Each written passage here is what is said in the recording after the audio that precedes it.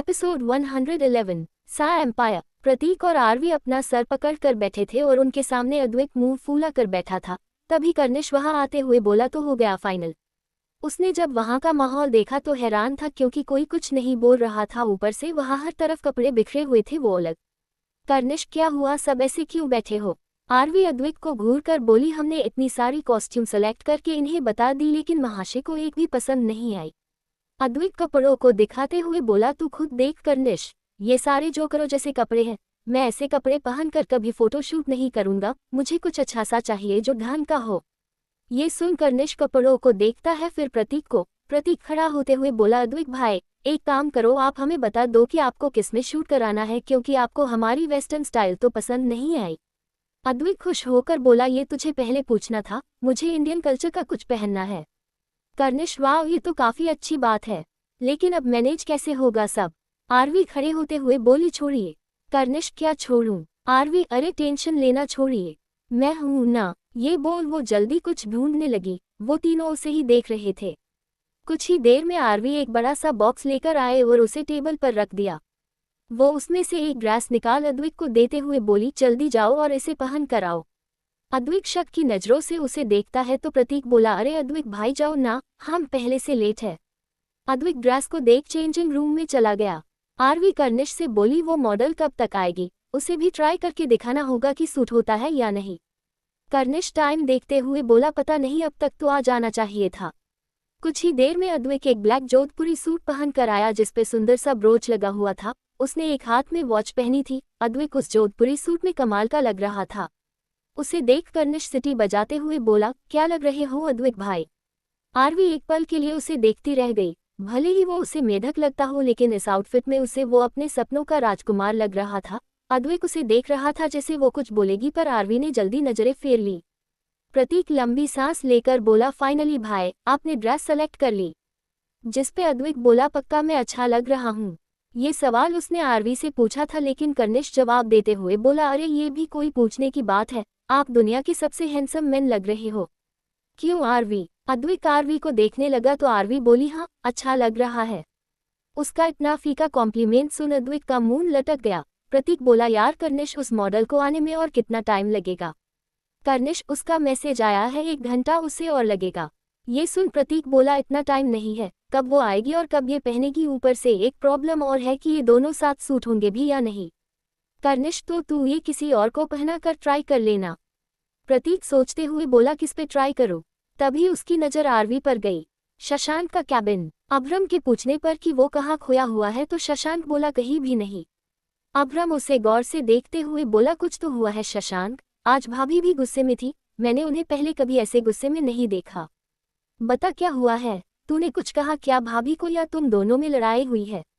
उसकी बात सुन शशांक खोए हुए स्वर में बोला, पता नहीं वो इतने गुस्से में क्यों है, कल तो उसने कहा था कि वो मुझसे प्यार। शशांक बोलते बोलते रुक गया। उसे रियलाइज हुआ कि वो अभ्रम के सामने बोल रहा है। अभ्रम उसकी बात समझते हुए बोला, भाभी तुझसे क्या शशांक? शशांक फाइल में ध्यान गिराते हुए बोला, कुछ नहीं, काम पर ध्यान दो। अब अभ्रम भी कहाँ चुप रहने वाला था। वो शशांक से बोला, यार तू मुझे पूरी बात बता, कुछ तो अजीब है, भाभी इतने गुस्से में और तू इतना खोया हुआ। देख मुझे बता, मैं तेरी हेल्प करूंगा, वरना तुझे देख कर लग रहा है तू फंसने वाला है। बता मुझे, इसमें मैं ही तेरी हेल्प कर सकता हूँ।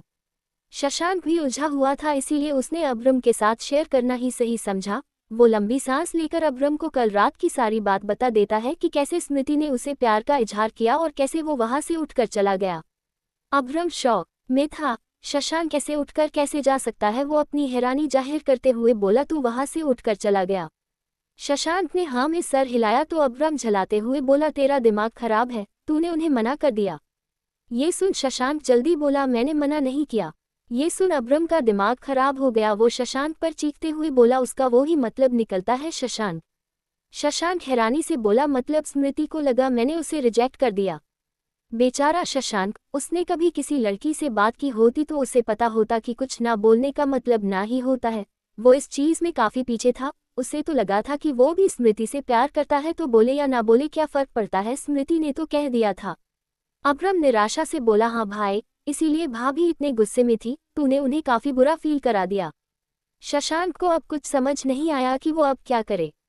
शशांक अभ्रम से बोला तो अब मैं क्या करूं? अभ्रम कुछ सोचकर बोला अब मैं जो कहूं तू वो ही कर। शशांक उसे देखने लगा। अग्निवंशी मेंशन। स्मृति पूजा जी के घर से आए। वो अपने कमरे में बैठी शशांक के बारे में सोच रही थी तभी उसके गेट पर नॉक हुआ और श्रविका अंदर आई। उसने देखा स्मृति कहीं खोई हुई है। वो उसके पास गई तो भी स्मृति ने उसकी तरफ नहीं देखा। श्रविका उसके कंधे पर हाथ रखकर बोली क्या हुआ स्मृति जी, कहाँ खोई हुई है? उसकी आवाज से स्मृति का ध्यान टूटा तो वो उसे देखकर बोली अरे आपका बाय, सॉरी हमारा ध्यान नहीं गया। श्रविका उसके सामने बैठते हुए बोली क्या हुआ, आप इतना क्या सोच में डूबी है कि आपका ध्यान ही नहीं गया? स्मृति अपनी मन की उलझन को शांत करने के लिए श्रविका से बोली वैसे हम एक बात पूछना चाहते हैं कि जब कोई किसी के सामने अपने प्यार का इजहार करे और सामने वाला कुछ ना बोले तो इसका क्या मतलब है? क्या कुछ ना बोलने का मतलब मना करना ही होता है? श्रविका सोचते हुए बोली हम ज्यादातर इसका मतलब ना ही होता है लेकिन इसका कोई और मतलब भी हो सकता है जैसे वो श्योर ना हो या फिर वो मना नहीं कर पाया। वैसे आप ये क्यों पूछ रही है? स्मृति नजर इधर उधर करके बोली हम तो ऐसे ही पूछ रहे थे। श्रविका हो सकता है कि जिसने प्यार का इजहार किया उसने सामने वाले को फोर्स किया हो और इसीलिए वो सामने वाला डर के कारण जवाब न दे पाया हो। उसकी बात सुन स्मृति जल्दी से बोली हमने कोई फोर्स नहीं किया। वो बोलते बोलते रुक गई। तो श्रविका बोली मतलब मेरा शक सही था, चलिए अब मुझे पूरी बात बताइए।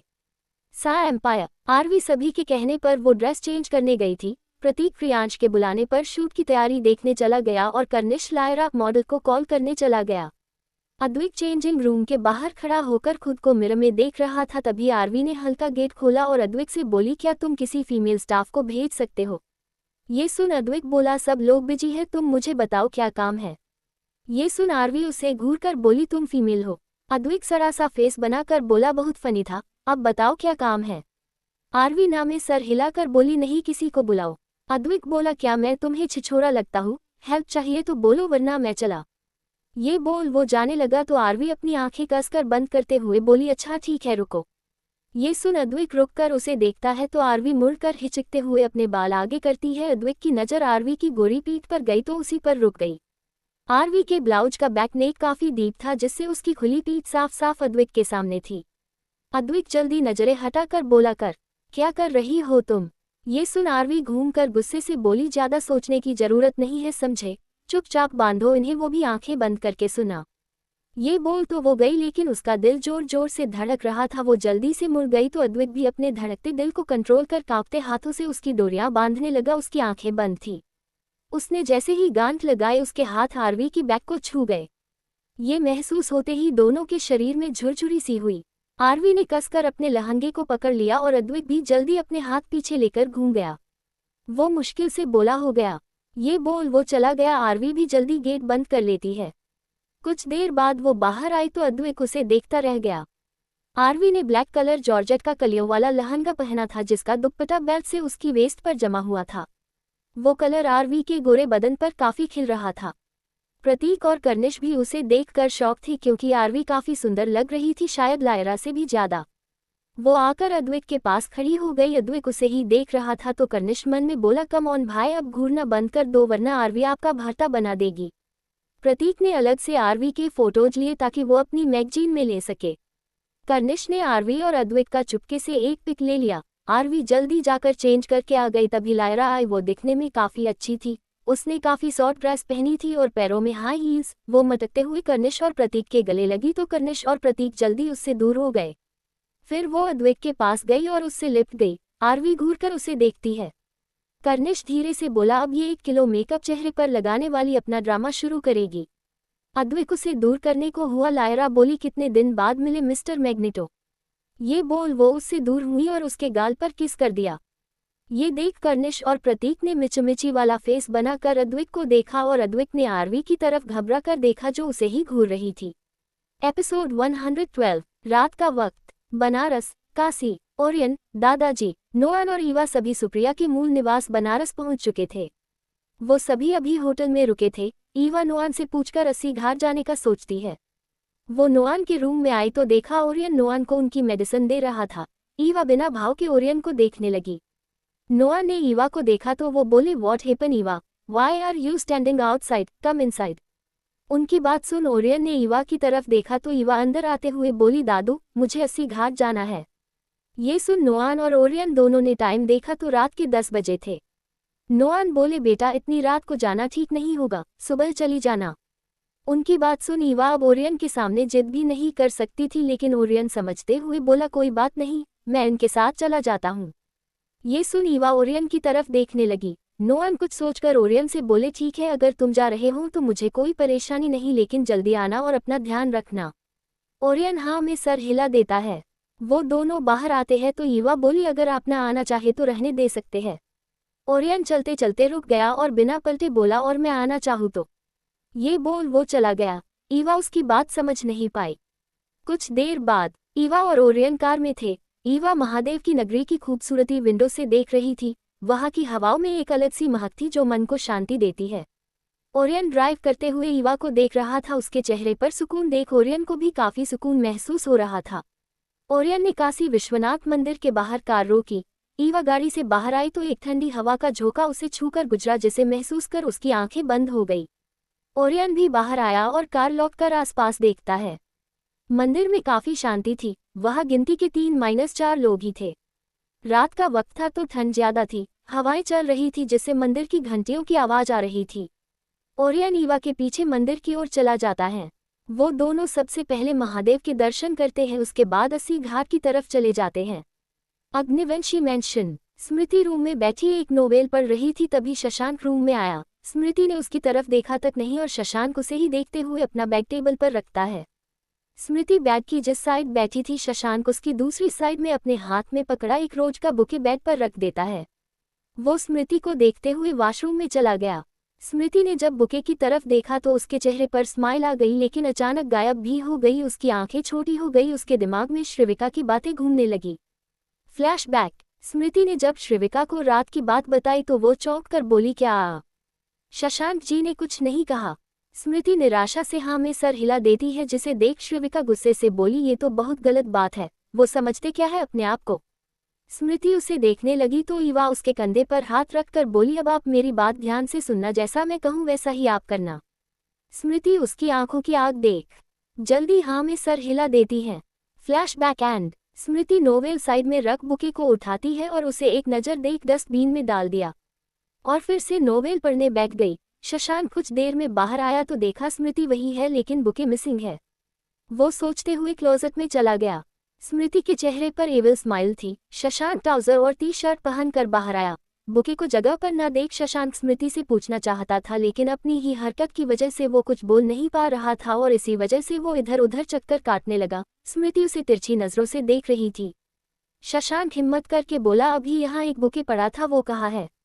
स्मृति उसे बिना देखे बोली वो मुरझा गया था तो मैंने फेंक दिया। शशांक मन में बोला क्या मुरझा गया, लेकिन मैं तो फ्रेश लेकर आया था। ये कह रही है तो शायद मुरझा गए होंगे। वो सोचते हुए बाहर चला गया तो स्मृति ने श्रीविका को कॉल किया। दूसरी तरफ से श्रीविका फोन उठाकर बोली हेलो। स्मृति अपनी उंगली का नाखून दांतों से चबाते हुए उसे अभी हुई सारी बात बता देती है। ये सुन श्रीविका खुशी से बोली वेल डन स्मृति जी, अब मैंने जो बताया बस वैसे ही करना। स्मृति हिचकिचाते हुए बोली अगर उन्हें बुरा लगा तो हमें उन्हें बता देना चाहिए क्या? उसकी बात पर श्रीविका मना करते हुए बोली खबरदार, अगर उन्हें कुछ बताने की सोची भी तो आप इतना सॉफ्ट नहीं पड़ सकती, उन्हें रियलाइज होना चाहिए, सुना आपने? स्मृति जल्दी हाँ में सर हिला देती है। इधर शशांक स्टडी रूम में आया तो अब्रम वही था। शशांक को सोच में खोया देख वो जल्दी से बोला क्या हुआ, कुछ असर पड़ा फूलों का? शशांक चेयर पर बैठते हुए बोला वो फूल मुरझा गए थे तो स्मृति ने फेंक दिए। अब्रम हैरानी से बोला तूने कुछ नहीं कहा? शशांक ना में सर हिलाकर बोला नहीं, उसने सही तो किया, फूल वैसे ही मुरझा गए थे तो मैं भी उन्हें फेंक देता। ये सुन अब्रम बोला तेरा दिमाग खराब है, वो एकदम फ्रेश फूल थे, आधे घंटे में वो नहीं मुरझा सकते। भाभी ने उन्हें फेंककर तुझे साफ साफ बताया है कि वो तुझसे कितनी नाराज है। शशांक हैरान होते हुए बोला मतलब फूल मुरझाए नहीं थे? अब्रम हाँ में सर हिला देता है तो शशांक खड़ा होकर बोला मुझसे उसका गुस्सा और बर्दाश्त नहीं हो रहा, मैं अभी जाकर उससे सब क्लियर कर देता हूँ। ये बोल वो जाने लगता है तो अब्रम उसे पकड़कर बोला शांत हो जा भाई, क्या कर रहा है तू? भाभी को डरा धमका नहीं सकता, इससे बात और बिगड़ जाएगी। शशांक बोला तो मेरे पास और कोई रास्ता नहीं है और मैं कोई डरा नहीं रहा। अब्रम उसे शांत करते हुए बोला है भाई और दूसरा रास्ता है, मैं जो बताता हूँ वो कर, अगर ऐसे गया तो सब कुछ खत्म समझ। दूसरी तरफ अद्विक बेड पर लेटे लेटे दिन की बात सोच रहा था कि कैसे आरवी उसके आधे फोटोशूट में ही बिना कुछ कह वहां से चली गई थी। वो समझ नहीं पा रहा था कि वो उससे कैसे बात करे। वो उठा और जल्दी से क्लोजेट में चला गया। कुछ देर में वो बाहर आया। उसने ब्लैक शर्ट और ब्लैक फॉर्मल पैंट पहन रखी थी। शर्ट को सलीके से इन किया हुआ था और स्लीव्स फोल्ड थी। वो मिरर के सामने जाकर रेडी हुआ और जल्दी कमरे से बाहर निकल गया। वो मैंने हॉल में आया ही था कि सामने शशांक आते हुए दिखा। उसे देख वो जल्दी से मुड़कर जाने लगा तो शशांक अपनी कड़क आवाज में बोला, रुको। अद्विक उसकी आवाज सुन अपनी जगह पर जम गया। जिसका डर था वो ही हुआ। अद्विक घबराते हुए मुड़ा और झूठी हंसी हंसते हुए बोला, क्या हुआ? शशांक उसके पास आते हुए बोला, कहाँ जा रहे हो इतनी रात को? ये सुन अद्विक अपने सर पर आए ठंडे पसीने को पोंछते हुए बोला, कहीं भी तो नहीं, बस गार्डन में जा रहा था। नींद नहीं आ रही ना तो सोचा थोड़ा टहल लूं। शशांक उसे नीचे से ऊपर देखते हुए बोला, इतना सज धज के कौन टहलता है? अद्विक की डर के मारे बोलती बंद हो गई। वो अब क्या बोले इस राक्षस के सामने। वो शशांक से बोल, मैं टहलता हूँ ना भाई, यू नो। शशांक उसे घूरकर बोला, येस आई नो। अगर पार्टी में जा रहे हो तो वापस अपने कमरे में जा सकते हो। ये सुन अद्विक जल्दी से बोला, नहीं यार, मैं पार्टी में नहीं जा रहा। शशांक उसे घूरने लगा। फिर वो अपने कमरे की तरफ जाते हुए बोला, जल्दी घर आ जाना समझे, वरना मुझसे बुरा और कोई नहीं होगा। ये सुन अद्विक हैरान होकर बोला, आज इस डेविल ने मुझे जाने कैसे दिया? ये सोचते हुए वो बाहर चला गया। शशांक मुड़कर उसे देखता है और फिर अपने कमरे की तरफ चला गया। 80 घाट। ईवा घाट पर बैठी चांद को देख रही थी। ओरियन उससे एक सीढ़ी ऊपर बैठा था। वो भी चांद को देख रहा था। ईवा की आंखों से आंसू की कुछ बूंदें लुढ़क गई जिसे उसने जल्दी साफ कर दिया। ओरियन ईवा से बोला, वैसे क्या आप यहाँ पहले भी आ चुकी है? ये सुन ईवा बोली, नहीं, मैं इंडिया पहली बार आई हूँ। ओरियन, ओ हाँ, मैं भूल गया था। वैसे आप यहाँ क्यों आना चाहती थी? ईवा कुछ सोचते हुए बोली, मॉम से यहाँ के बारे में काफ़ी सुना था। वैसे आप यहाँ पहले भी आ चुके हैं?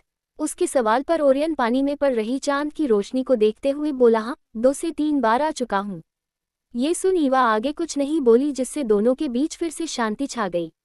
ओरियन ईवा से बोला, वैसे आप यहाँ क्यों आना चाहती थी? मेरा मतलब आपके दादाजी ने यहाँ बनाजर आने से मना किया था। उसका सवाल सुन ईवा कुछ नहीं बोली तो ओरियन को लगा उसने गलत सवाल पूछ लिया। ईवा शांत लहजे में बोली, मेरे मॉम एंड डैड के साथ यहाँ आने का सपना था मेरा। ये बोल वो चुप हो गई। शायद उसे याद आने लगी थी अपने मॉम डैड की।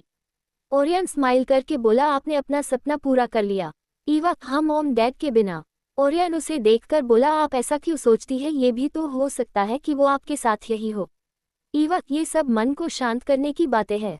ओरियन, नहीं, ये सिर्फ बातें नहीं है। जो रिश्ता प्यार और दिल से बनता है वो कभी खत्म नहीं होता, हमेशा साथ रहता है। ईवा ये सुन बोली, ऐसा सिर्फ आपको लगता है मिस्टर अग्निवंशी? ओरियन मुस्कुराकर बोला, ऐसा मुझे नहीं, आपको भी लगता है। ईवा, मुझे इन फालतू की चीजों पर यकीन नहीं है। ये चीज सिर्फ बनावटी है। ओरियन, एक बार किसी से दिल से प्यार कीजिए तो शायद आपको यकीन होगा कि प्यार और रिश्ते सच में होते हैं। ईवा कुछ याद कर कड़वाहट से बोली, प्यार और रिश्ते जैसी चीजें खोखली होती है। बहुत कम लोग होते हैं जिन्हें ये हासिल होती है। ओरियन को समझ आ रहा था कि बात कहाँ से कहाँ जा रही है, लेकिन फिर भी वो आगे बोला, लगता है आपने कभी किसी पर दिल से भरोसा किया ही नहीं। ये सुन जैसे ईवा को किसी का चेहरा याद आने लगा, वो गुस्से से बोली, भरोसा ही धोखे का बीज होता है। ये आपकी सोच है मिस फॉजर। ओरियन उसे उकसाते हुए बोला। ईवा जवाब देते हुए बोली, ये मेरी सोच नहीं, तजुर्बा है मिस्टर अग्निवंशी। ओरियन, आधी अधूरी बात जान लेने से वो तजुर्बा नहीं कहलाता। ईवा, आधी अधूरी बात ही सही, लेकिन मैंने ये जरूर जान लिया है कि दुनिया में प्यार, भरोसा और रिश्ते सभी खोखली चीजें हैं। ओरियन, एक ही नजरिए से पूरी दुनिया को देखना, ये आपकी प्रॉब्लम है। आप एक कुएं का मेढक बनकर रह गई है जिसने अपने चारों ओर की दीवार को ही पूरी दुनिया मान ली है। उसकी बात सुन ईवा उसे देखने लगी। ओरियन की बातें उसे हिट कर रही थी। ओरियन क्या जाने कि उसने क्या क्या झेला है। उसकी आंखों के सामने मैक्स का चेहरा आने लगा तो उसकी आंखों में पानी भरने लगा। ओरियन उसे देख आगे बोला, मैं आपको हर्ट नहीं करना चाहता था, मैं बस आपको ये बताना चाहता हूँ कि है को स्वीकारो थे वाले कभी अपने थे ही नहीं। वो कहते हैं ना, मन में कुछ भर कर जिएंगे तो मन भर कर कैसे जिएंगे। दुनिया इतनी बुरी भी नहीं जितना आप सोचती है। जाने वाले की सजा आने वाले को मत दीजिए, सब भूलकर खुद को एक मौका और दीजिए। ईवा उसकी बातें सुन कुछ नहीं कह पाई। शायद उसे ओरियन की बातों से फर्क पड़ा था। ओरियन ईवा से बोला, I am sorry miss Forger, अगर आपको मेरी बातों से हट हुआ हो तो। ईवा फिर से चांद को देखने लगी और ओरियन उसे इधर अद्वैत कार की बोनट से लगकर अपने हाथ बांधे खड़ा था, तभी आरवी आते हुए बोली, जान सकती हूँ इतनी रात को तुम चमगादड़ बनकर क्यों घूम रहे हो। अद्वैत उसे देख खुशी से बोला, थैंक्स आने के लिए। आरवी मुंह बनाकर बोली, जल्दी बताओ क्या काम है, क्यों बुलाया मुझे। अद्वैत आरवी को जहां पहली बार छोड़ने आया था वही वो आरवी का इंतजार कर रहा था। अद्वैत अपनी कार से एक पैकेट निकालते हुए बोला, बताता हूँ लेकिन पहले कुछ खा लेते हैं। ये बोल वो उस पैकेट से आइसक्रीम निकालता है और एक आरवी की तरफ बढ़ा देता है, जिसे देख आरवी खुश हो गई, लेकिन फिर वो जल्दी मुंह बनाकर आइसक्रीम ले लेती है। अद्वैत आइसक्रीम खाते हुए बोला, वैसे आज तुम अचानक चली क्यों गई। ये सुन आरवी खाते खाते रुक गई। उसे फिर याद आया कि कैसे लायरा अद्वैत के साथ चिपक चिपक कर फोटोज क्लिक करवा रही थी। ये देख उसे जलन काफी हुई, लेकिन वो मानने कहाँ वाली थी। वो उससे रूखे स्वर में बोली, तुमसे मतलब तुम्हें क्यों बताऊं। ये सुन अद्वैत मायूस हो गया। आरवी उसे ताना मारते हुए बोली, वैसे ये आइसक्रीम तुम्हें अपनी लायरा के लिए लेके जानी चाहिए थी, खामेखा तुमने यहाँ टाइम वेस्ट किया। अद्वैत हैरानी से बोला, क्या कहा तुमने, क्या है वो मेरी। आरवी अपनी आइसक्रीम खत्म करके बोली, इतना अनजान बनने की जरूरत नहीं है। आरवी के होठों पर आइसक्रीम लग गई थी। अद्वैत उन्हें देख जल्दी ध्यान हटाकर बोला, मुझे समझ नहीं आ रहा तुम क्या कह रही हो, साफ साफ कहो ना। आरवी, अगर समझ नहीं आ रहा तो रहने दो ना, मुझे पूछकर क्यों अपना टाइम वेस्ट कर रहे हो। वैसे भी तुम इतने बड़े सिंगर हो, तुम्हें तो लायरा के साथ होना चाहिए। आरवी जलन से भरकर ये सब बोल रही थी। अद्वैत को उसकी बात सुन गुस्सा आया। वो उसका हाथ पकड़ अपने पास खींचता है और हाथ उसकी कमर पर लगा देता है। आरवी हैरानी से उसे देखने लगी। अद्वैत उसके होठों पर लगी आइसक्रीम अपने पॉकेट से रुमाल निकाल साफ करता है और उसके कान के पास जाकर बोला, अपने छोटे से दिमाग पर तुम कुछ ज्यादा ही जोर दे रही हो। यहाँ मैं अपना टाइम वेस्ट नहीं कर रहा, बल्कि उसे जी रहा हूँ तुम्हारे साथ। ये बोल वो उससे दूर हुआ तो आरवी जल्दी होश में आकर एक कदम आगे होकर कुछ बोलने को हुई तो एक पत्थर से उसका पैर लगा और वो अद्वैत से टकरा गई। उसके होंठ अद्वैत की चेस्ट पर लगे, क्योंकि अद्वैत के शर्ट के 2-3 बटन खुले हुए थे। अद्वैत का दिल राजधानी एक्सप्रेस से भी तेज धकने लगा। उसके शरीर में करंट दौड़ गया। वही आरवी का भी कुछ यही हाल था। उसके पेट में तितलियां उड़ रही थी। Episode 113, Kashi hotel. सुबह का वक्त 7 बजे। नोआन अपने बेड पर बैठे थे। उनके गेट पर नॉक हुआ और धीरे से खुला। नोआन ने डोर की तरफ देखा तो वहां ईवा खड़ी थी। उसके हाथ में नाश्ते की प्लेट थी। वो नोआन के पास जाकर बैठ गई। नोआन स्माइल करके बोली, गुड मॉर्निंग ईवा। ईवा भी हल्का स्माइल करके प्लेट उनके सामने करते हुए बोली, गुड मॉर्निंग दादू। नोआन उसके बिहेवियर को देख शॉक थी, क्योंकि आज से पहले ईवा कभी उनके पास नाश्ता लेकर नहीं आई थी। वो हमेशा उनसे दूर दूर रहती थी, कभी ना उनके साथ खाना खाती थी, न पूछती थी और न ही बातें करती थी। मैक्स के धोखे के बाद ईवा पूरी इमोशनलेस हो गई थी, लेकिन आज उसे ऐसे देख नोआन को समझ नहीं आया कि ईवा में अचानक बदलाव कैसे आ गया। उनका चेहरा देख ईवा स्माइल करने की कोशिश करते हुए बोली, अब जल्दी नाश्ता कर लीजिए वरना मॉम के घर जाने में देरी हो जाएगी। उसकी बात सुन नोआन को समझ नहीं आया वो क्या बोले, क्योंकि ईवा को इतना बदला देख उन्हें हैरानी भी हो रही थी और खुशी भी। ईवा स्माइल करते हुए उठकर बाहर आ गई। वो अपने रूम में आए और गेट बंद कर उसी से लगकर खड़ी हो गई। उसने कल रात ओरियन की बातों पर काफी गौर किया था और खुद को बदलने का फैसला किया कि वो खुद को एक मौका देगी और खुशी से जिएगी, अपने दादू के लिए जिएगी। ये सोच उसके चेहरे पर एक प्यारी सी स्माइल आ गई और ये वो दिल से कर रही थी सिर्फ ओरियन की वजह से। Agnivanshi mention. Shashank study room में बैठा वर्क कर रहा था और अब्रम उसके सामने चक्कर काट रहा था। शशांक एक नज़र उसे देखकर बोला, अब अगर नहीं रुके तो। अब्रम उसकी बात बीच में काटकर बोला, तुझे कुछ अजीब नहीं लग रहा क्या, मतलब भाभी ने तुझसे अभी तक बात नहीं की, ये थोड़ा अजीब है। वो इतनी कठोर बिल्कुल नहीं है, मुझे लगता है कि इसके पीछे किसी और का हाथ है। शशांक उसकी बात सुन सोच में पड़ गया। अब्रम उसे देखकर बोला, कहीं कर्निश या अद्वैत तो नहीं है इसके पीछे। उसकी बात सुन शशांक के चेहरे पर गुस्सा छा गया। वो बोला, अगर वो हुई तो उनकी खैर नहीं। अब्रम, नहीं, वो अपने ही भाई के घर में आग नहीं लगाएंगे, पर फिर कौन होगा। कुछ देर बाद सभी ऑफिस जा चुके थे। कर्निश अपनी मीटिंग के लिए बाहर गया था। अद्वैत अपने मैनेजर के साथ और प्रियांश शिव के साथ अग्निवंशी एम्पायर गया था मीटिंग के सिलसिले में। सा एम्पायर। शशांक अपने कैबिन में बैठा था, तभी डोर नॉक हुआ। शशांक कड़क आवाज में बोला, कम इन। नेश अंदर आकर उसे ग्रीट करता है और बोला, बॉस डेजी ने सब कुछ बता दिया है। शशांक कौन था। नेश, युग कोर। शशांक कुछ सोचकर बोला, ये कोर कंपनी का सीईओ है ना, जो लगातार बिजनेस वर्ल्ड में 6 साल से सेकंड रैंक पर आ रहा है। नेश, यस बॉस, उसी ने डेजी को वो काम दिया था। शशांक, पता चला प्रणय राठौर कौन है। नेश एक फाइल शशांक को देते हुए बोला, यस बॉस, इसमें उनकी सारी डिटेल है। शशांक फाइल पढ़ने लगा तो नेश गहरी सांस लेकर बोला, बॉस, मैम के बारे में भी कुछ पता चला है। उसकी बात सुन शशांक के हाथ पेज पलटे पलटे रुक गए, उसकी आंखें गहरी हो गई। उसने नेश की तरफ देखा तो नेश बोला, मैम प्रयागराज की नहीं है और ना ही उनका रिश्ता मेनका व्यास से है। उनकी माँ जिन्होंने उन्हें जन्म दिया वो किरण चौधरी नहीं है। ना ही मैम को पता है कि किरण चौधरी ने उन्हें जन्म दिया है, वो बस मेनका व्यास का सरनेम यूज करती हैं। शशांक अपनी भारी आवाज में बोला, कहना क्या चाहते हो? नेश लंबी सांस लेकर बोला, मैम का पूरा नाम स्मृति धूर्नी है। शशांक की आंखें हैरानी से बड़ी हो गई, उसके माइंड में नेश की बात गूंजने लगी, उसे कुछ समझ नहीं आया। वो नेश से बोला, जानते भी हो कि तुम क्या बोल रहे हो? नेश सर झुकाकर बोला, यस बॉस, मैम अविनाश धूर्नी और शाहिका धूर्नी की बेटी है। शशांक, तुम इतने यकीन से कैसे कह सकते हो? नेश उसे देखकर बोला, जब आपने मुझसे उनका बायो निकालने को कहा था तब मुझे पता चला कि मैम की असली मां मिस चौधरी नहीं है। लेकिन मैं आधी अधूरी जानकारी आपको नहीं देना चाहता था, इसलिए मैंने बिना आपको बताए उनकी आगे की इन्फॉर्मेशन निकाली। शशांक, इस सब की शुरुआत कैसे हुई? अविनाश अंकल ने ऐसा क्यों किया? और सबसे जरूरी, स्मृति उनकी बेटी है तो श्रीविका कौन है? नेश ना में सर हिलाकर बोला, इसका पता नहीं चल पा रहा। इसका जवाब तो अविनाश धूर्नी ही दे सकते हैं। ये सुन शशांक कुछ सोचने लगा और नेश उसे ग्रीट करके चला गया। आहूजा एम्पायर। अब्रम कैबिन से बाहर निकला तो उसकी नज़र अपनी ओर पीट किए खड़ी श्रीविका पर गई, जो किसी से फोन पर बात कर रही थी। अब्रम सुनना तो नहीं चाहता था, लेकिन किसी का नाम सुनकर वो वहीं रुक गया। श्रीविका, क्या वो आपको डिनर के लिए बाहर ले जाने वाले हैं? तो आपने क्या कहा स्मृति जी? अच्छा, आप जा रही है, कोई बात नहीं, आप टेंशन मत लीजिए, मैं वहां आ जाऊंगी आपकी हेल्प के लिए। बस उनके सामने खुद को कमजोर मत होने देना, ठीक है? ये बोल वो फोन रख पलटी तो अब्रम के कैबिन का डोर खुला था, लेकिन वहां कोई नहीं था। श्रीविका अंदर जाने को हुई, तभी उसके असिस्टेंट ने उसे आवाज दी तो वो दूसरी तरफ चली गई।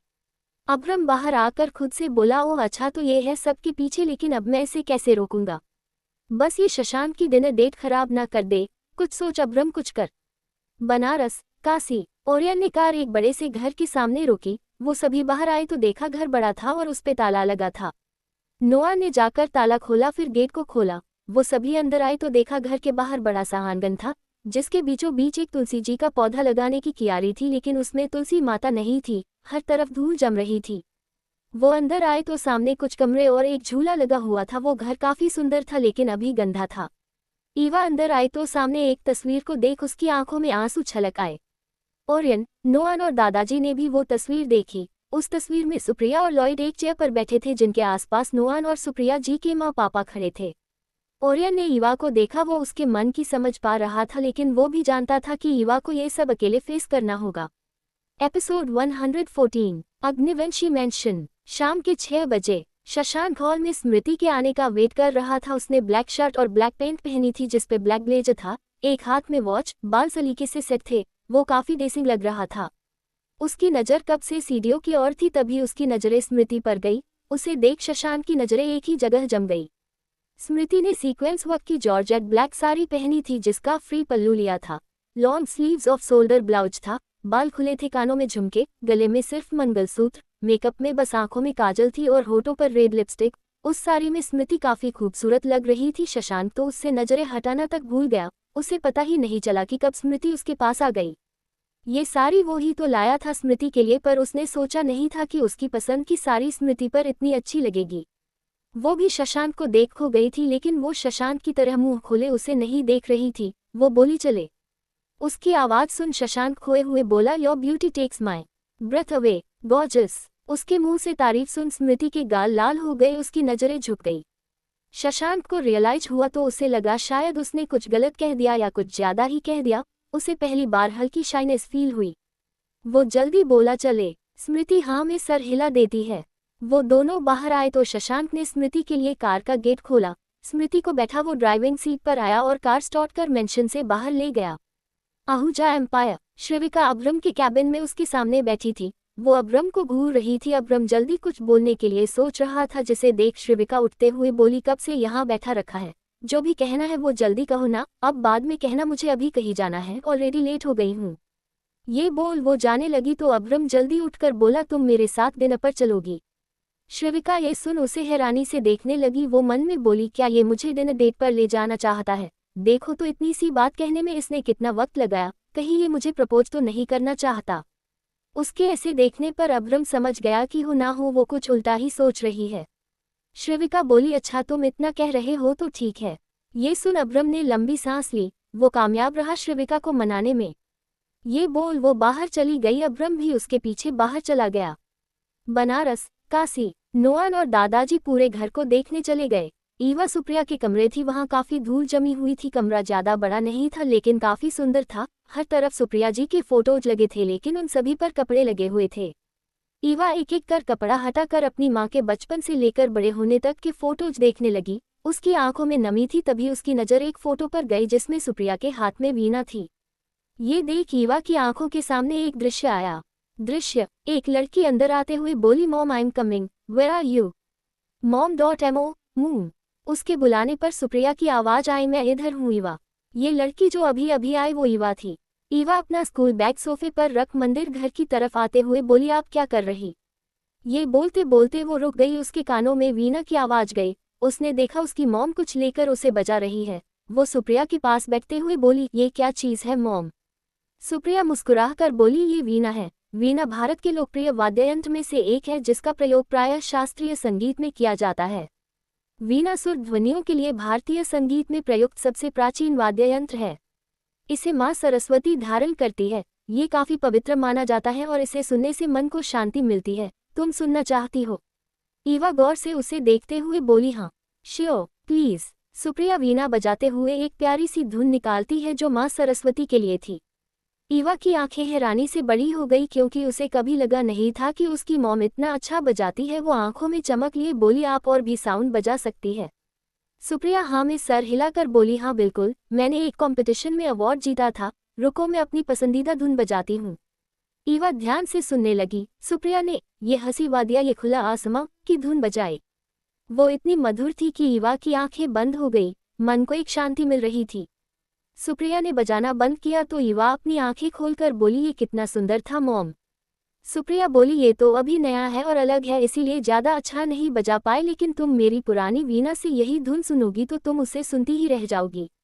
ईवा, वो कहाँ है मॉम? सुप्रिया ईवा के बाल सही करते हुए बोली, वो तुम्हारे नाना नानी के घर है। उनकी बात सुन ईवा बोली, अच्छा हम जब जाएंगे तो आप मुझे जरूर सुनाना। आप कितना अच्छा बजाती है, प्लीज मुझे भी सिखाए। सुप्रिया हंसकर बोली, तुम सच में सीखना चाहती हो? ईवा जल्दी हाँ में सर हिलाकर बोली, हाँ बिल्कुल मुझे सीखना है और एक दिन मैं आपके जैसा ही बजाऊंगी। उसकी बात सुन सुप्रिया हंस दी और उसे सिखाने लगी। दृश्य समाप्त। ईवा की आंखों से आंसू बह रहे थे जिन्हें वो साफ कर जल्दी कुछ ढूंढने लगी। ओरियन दरवाजे पर ही खड़ा उसे देख रहा था। ईवा को यकीन था कि वो वीणा यही कहीं पर उसे वो कहीं नहीं मिली। तभी उसकी नज़र अलमारी के ऊपर गई। उसकी आंखों में चमक आ गई। वो जल्दी उसे उतारने को हुई तो उसके हाथ वहां तक नहीं पहुंचे। ईवा ने ओरियन की तरफ देखा तो ओरियन जल्दी इधर उधर देखने लगा, कहीं ईवा को ये ना लगे कि वो कब से उसे ही देख रहा है। ईवा उसे देखकर बोली, प्लीज क्या आप इसे उतार देंगे?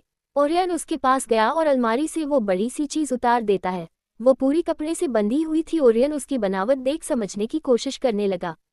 वो उसे बेड पर रखता है तो ईवा उसे जल्दी जल्दी खोलने लगी। उसके चेहरे पर खुशी थी। ओरियन भी देखना चाहता था कि उसमें आखिर ऐसा क्या है जो ईवा इतनी खुश है। ईवा उसे खोलती है तो उसमें एक वीणा थी जो काफी सुंदर और पुरानी थी। वो साफ थी, कपड़े से बंधे होने के कारण वो काफी पुरानी थी। उसकी डिजाइन काफी यूनिक थी। ईवा खुशी से उसे देख रही थी। उसे याद था कि उसकी मॉम हमेशा वीणा प्रणाम करके बजाती थी। वो भी वीणा को प्रणाम करती है और एक धुन ट्राई करके देखती है। वीणा की आवाज हर तरफ गूंज गई। ओरियन ईवा को देखने लगा। ईवा अपनी मॉम का चेहरा याद कर उनकी पसंदीदा धुन ये हंसी वादिया ये खुला आसमां बजाने लगी। ओरियन उसे धुन को सुनता ही रह गया। दूसरी तरफ शशांक ने गाड़ी रोकी और जल्दी जाकर स्मृति के साइड का गेट खोला। वो आज अलग ही बिहेव कर रहा था। वो स्मृति के हाथ को पकड़ आगे बढ़ गया। स्मृति अपने हाथ को शशांक के हाथ में देख मुस्कुरा दी।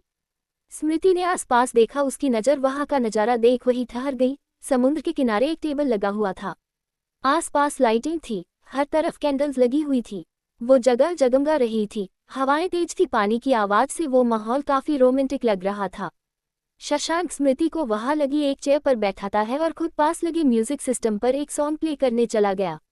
उसने एक सॉन्ग प्ले किया और लंबी सांस लेकर स्मृति के सामने बैठ गया। उन दोनों के बीच खामोशी थी, दोनों की धड़कनें बढ़ी हुई थी, क्या बोले कुछ भी समझ नहीं आ रहा था दोनों के, वो काफी नर्वस फील कर रहे थे। शशांक स्मृति को जूस सर्व करता है। वो सोच रहा था कि क्या बोले। स्मृति आसपास देख रही थी, वो जगह कितनी सुंदर थी, आज से पहले उसने ऐसी जगह नहीं देखी थी। शशांक अपना गला साफ करके बोला, वाइफी मुझसे कुछ कहना है। स्मृति उसकी तरफ देखती है तो वो जगह से उठकर उसके पास आया और पूरी स्टाइल से उसका हाथ मांगता है। स्मृति हिचकिचाते हुए अपना हाथ उसके हाथ में देती है। शशांक उसे थोड़ा आगे लेकर गया तो सॉन्ग चला। क्या तुझे अब ये दिल बताए, तुझ पे कितना मुझे प्यार आए, आंसुओं से लिख दूं मैं तुझको, कोई मेरे बिन पढ़ ही ना पाए। शशांक स्मृति की आंखों में देखते हुए एक हाथ उसकी कमर पर और एक हाथ से उसके हाथ को पकड़ता है। स्मृति का दूसरा हाथ शशांक की शोल्डर पर था, वो भी शशांक के आंखों में देख रही थी। वो दोनों इस रोमांटिक माहौल में रोमांटिक कपल डांस कर रहे थे। कोष्टक, यूं रहूं चुप, कुछ भी ना बोलूं, बरसों लंबी नींदें सो लूं, जिन आंखों में तू रहता है, सदियों तक वो आंखें ना खोलूं, मेरे अंदर खुद को भर दे, मुझको मुझसे खाली कर दे, मेरे अंदर खुद को भर दे, मुझको मुझसे खाली कर दे। ये गाना शशांक की फीलिंग्स को बता रहा था जो वो स्मृति से शब्दों में नहीं कह पा रहा था। जिस शाम तू ना मिले वो शाम ढलती नहीं, आदत सी तू बन गई है, आदत बदलती नहीं, क्या तुझे अब ये दिल बताए, तेरे बिना क्यों सांस ना आए, आंसुओं से लिख दूं मैं तुझको, कोई मेरे बिन पढ़ ही ना पाए, मेरे अंदर खुद को भर दे, मुझको मुझसे खाली कर दे, मेरे अंदर खुद को भर दे, मुझको मुझसे खाली कर दे।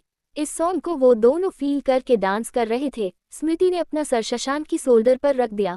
आज दोनों को शांति क्या होती है उसका आभास हो रहा था। हाथों से गिरने लगी हर आरज़ू हर दुआ, सजदे से मैं उठ गया जिस पल तू मेरा हुआ। हाथों से गिरने लगी हर आरज़ू हर दुआ, सजदे से मैं उठ गया जिस पल तू मेरा हुआ। शशांक स्मृति को खुद से दूर कर उसे ऊपर उठाकर घुमाने लगा। स्मृति ने अपने हाथ फैला दिए, दोनों के चेहरे पर प्यारी मुस्कुराहट थी। शशांक ने काफी सोच समझकर गाना चूज किया था, उसे बोलने की ही जरूरत नहीं पड़ी, गाना सब कुछ कह रहा था। क्या तुझे अब ये दिल बताए, क्यों तेरी बाहों में ही चैन आए, आंसुओं से लिख दूं मैं तुझको, कोई मेरे बिन पढ़ ही ना पाए, मेरे अंदर खुद को भर दे, मुझको मुझसे खाली कर दे, मेरे अंदर खुद को भर दे, मुझको मुझसे खाली कर दे। तारांकन। गाना खत्म हुआ तो शशांक ने स्मृति को नीचे उतारा। वो दोनों एक दूसरे के काफी करीब थे, वो दोनों एक दूसरे की आंखों में देख रहे थे। दोनों की आंखों में बहुत से जज्बात उमड़ रहे थे, लेकिन फिर भी दोनों शांत खड़े थे। शशांक स्मृति से दूर हुआ और अपने घुटनों पर बैठकर बोला, आई डोंट नो कि कैसे मैं तुमसे कहूँ, मैंने कभी ये फील नहीं किया और ना ही कभी सोचा कि ये मैं किसी से कभी कहूँगा, बट आज तुम्हारे आने के बाद मुझे एहसास हुआ कि मुझे भी प्यार हो सकता है, मैं भी प्यार कर सकता हूँ। Your love is the rhythm that makes my heart sing, I am forever yours, in your eyes I see a love so pure and true, I am lost in their depths and I never want to find my way out. Smriti एकटक उसे देख रही थी। शशांक आगे बोला, जब तुम नहीं थी तब लगता था कि मैंने सब हासिल कर लिया, लगता था कि प्यार एक ऐसी चीज है जो इंसान को बर्बाद कर देती है, लेकिन तुमसे मिलने के बाद पता चला कि प्रेम निःशुल्क होते हुए भी सृष्टि का सबसे महंगा सुख है। पता ही नहीं चला कि कब मैं तुमसे प्यार करने लगा। ये सुन स्मृति का दिल जोर जोर से धड़कने लगा। शशांक खड़ा होकर बोला, यस आई लव यू स्मृति, मैं तुमसे बहुत प्यार करता हूँ, आज से और अभी से मैं तुम्हारा हूँ वाइफी, मुझ पे सिर्फ तुम्हारा हक है स्मृति। 1 ये बोल वो चुप हुआ। स्मृति की आंखों में आंसू थे जो बाहर छलक आए। वो धीरे धीरे उसके पास गई और उसे कस के गले लगा लिया। वो रोने लगी, उसे कभी नहीं लगा था कि उसे इतना प्यार करने वाला पति मिलेगा। शशांक भी उसे गले लगाकर खड़ा रहा। दोनों का प्यार आज पूर्ण हो गया था, आज सब कुछ पूर्ण हो गया था। इतने लंबे सफर के बाद आज दोनों एक हो गए। एपिसोड 115 सुबह का वक्त। शशांक स्मृति का रूम। शशांक स्मृति को गले लगा कर सो रहा था। स्मृति की नींद खुली तो उसके सामने शशांक का हैंडसम चेहरा था। स्मृति उसके बिखरे बाल से ही कहने लगी, उसके चेहरे पर स्माइल थी। उसे कल की वो सारी बातें याद आ रही थी जिसे सोच सोच कर ही उसकी स्माइल बढ़ रही थी। शशांक उसे और टाइट पकड़ कर सो गया, जिसे देख अब स्मृति सोचने लगी कि वो कैसे उठे। वो हल्का कसमसाई तो शशांक बोला, क्या हुआ वाइफी, तुम्हें नींद नहीं आ रही तो प्लीज मुझे तो सोने दो। उसकी बात सुन स्मृति धीरे से बोली, सुबह हो गई, हमें जाना है। शशांक उसे और कसते हुए बोला, हाँ तो जाओ ना, मैंने कहाँ रोका है। उसकी बात सुन स्मृति उसे घूरने लगी, क्या मतलब जाओ, वो उसे छोड़ेगा तब वो जाएगी ना। स्मृति धीरे से बोली, आप छोड़ेंगे तब हम जाएंगे। शशांक अपनी आंखें खोल उसे देखते हुए बोला, मैंने कहाँ पकड़ा है, ये बोल वो फिर से अपनी आंखें बंद कर देता है तो स्मृति को अब लगा कि ऐसे तो वो उसे नहीं छोड़ने वाला।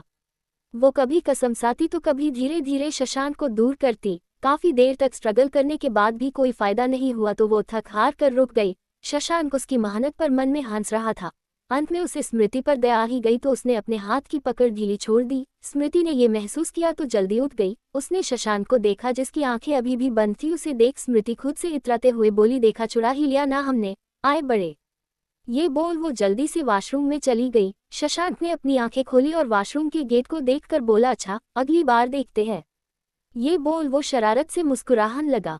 कुछ देर बाद स्मृति शशांक की टाई बांध रही थी और शशांक उसे देख रहा था। उसने धीरे से अपने हाथ स्मृति की कमर से लपेट लिए। ये महसूस कर स्मृति के गाल लाल हो गए, उसके हाथ भी काम करना बंद हो गए।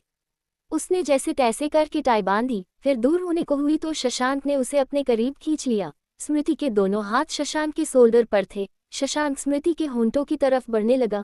स्मृति ने अपनी आंखें बंद कर ली। शशांक उन्हें छू पाता उससे पहले डोर नॉक हुआ, जिसे सुन दोनों जल्दी दूर हो गए। स्मृति जल्दी दूर जाकर खड़ी हो गई। शशांक को काफी गुस्सा आ रहा था। वो पैर पटकते हुए डोर ओपन करने गया।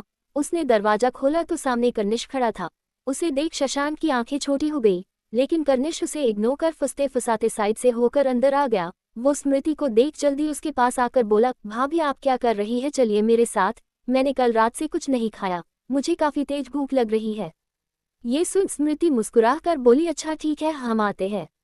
कर्निश उसके हाथ को पकड़ ले जाते हुए बोला, आते नहीं, आइए हमारे साथ, मेरा मतलब मेरे साथ। ये बोल वो शशांक पर ध्यान न देकर सीधा स्मृति को अपने साथ ले गया। शशांक अपनी जगह खड़ा होकर ये सब देखता रहा। उसका भाई कितना भुक्कड़ है, आज तो उसने हद कर दी। शशांक गुस्से से बोला, कर्निश तुझे मैं छोड़ूंगा नहीं। स्मृति नीचे आई तो अब्रम, शिव, अद्विक और क्रियांश वही हॉल में बैठे थे। स्मृति जल्दी किचन में जाकर नाश्ता तैयार करने लगी। कुछ ही देर में उसने सभी के लिए नाश्ता बना दिया। वो बाहर आए और सबको नाश्ते के लिए बुला लिया। शशांक भी आ चुका था, वहां नहीं था तो सिर्फ प्रतीक। स्मृति ने कर्निश से उसे बुलाने को कहा तो कर्निश बोला, भाभी उसे हल्का बुखार है। उसके कहने पर स्मृति चिंता से बोली, आपने हमें पहले क्यों नहीं बताया। कर्निश, डोंट वरी भाभी, डॉक्टर देखकर जा चुके हैं, शाम तक उतर जाएगा उसका बुखार। स्मृति उठते हुए बोली, आप सभी नाश्ता कीजिए, हम आते हैं। ये बोल वो चली गई। प्रतीक का रूम। प्रतीक बेड पर लेटा हुआ था। उसने 5-6 कंबल ओढ़ रखी थी। स्मृति जल्दी अंदर आकर बोली, प्रतीक जी। प्रतीक मुश्किल से अपना चेहरा बाहर निकाल कर बोला, भाभी आप। स्मृति उसके ऊपर इतनी कंबल देख हैरानी से बोली, ये सब क्या है। प्रतीक थरथराते हुए बोला, ओह ये वो क्या है ना भाभी, मुझे काफी ठंड लग रही थी तो कर्निश ने मुझे ये सब ओढ़ा दी, लेकिन अब ठीक लग रहा है। स्मृति उसके पास आकर बोली, क्या ठीक लग रहा है, अगर इतना ओढ़कर सोएंगी तो बुखार और ज्यादा हो जाएगा। ये सुन प्रतीक बोला, अरे भाभी कुछ नहीं होगा, मुझे ठंड लग रही है। स्मृति उसके ऊपर से 3 कंबल हटाते हुए बोली, इससे आपकी ठंड दूर नहीं होगी बल्कि और ज्यादा बढ़ जाएगी, रुकिए हम आपके लिए काढ़ा बनाकर ले आते हैं। प्रतीक जल्दी से बोला, अरे नहीं भाभी, खामिखा आप परेशान हो रही है, मैं ठीक हो जाऊंगा, और वैसे भी मैंने मेडिसिन ले ली है।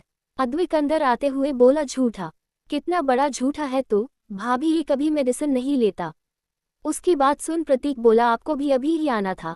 अद्विक उसके बेड पर बैठते हुए बोला, जब जब झूठ बढ़ता है तब तब मुझे आना ही पड़ता है। अद्विक की बात सुन प्रतीक मुंह पर कंबल ओढ़ते हुए बोला, प्लीज अद्विक भाई, अभी आपसे लड़ने की हिम्मत नहीं है मुझ में। ये सुन अद्विक उसके मुंह से कंबल हटाते हुए स्मृति से बोला, भाभी आप जल्दी से जो आपने कहा वो बना के ले आइए।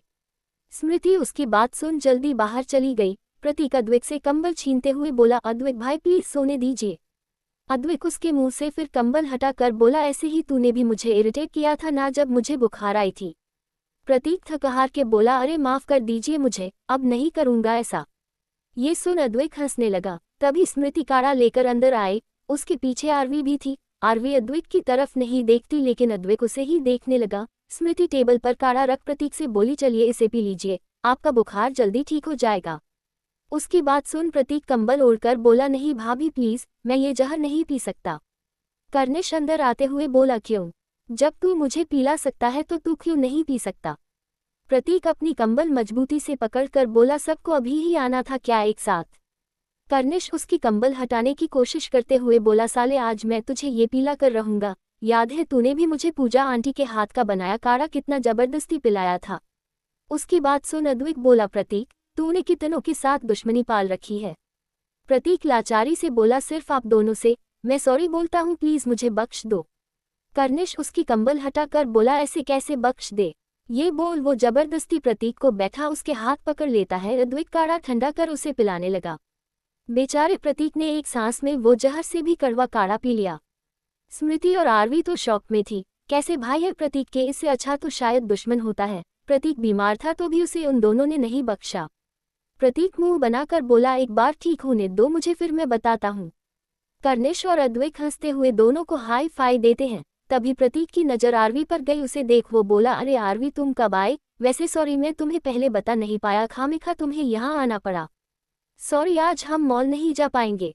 आरवी स्माइल करके बोली, कोई बात नहीं, तुम आराम करो, मॉल में अकेली चली जाऊंगी। ये सुन कर्निश बोला, अरे अकेली मत जाओ, मैं और भाभी भी मॉल जा रहे हैं, तुम हमारे साथ चलो। आरवी ना में सर हिलाकर कुछ बोलती उससे पहले स्मृति बोली, ये तो अच्छा है, प्लीज चलिए ना हमारे साथ। प्रतीक, हाँ आरवी अकेले जाने से अच्छा है तुम इनके साथ चली जाओ। उनकी बातें सुन आरवी हाँ में सर हिला देती है।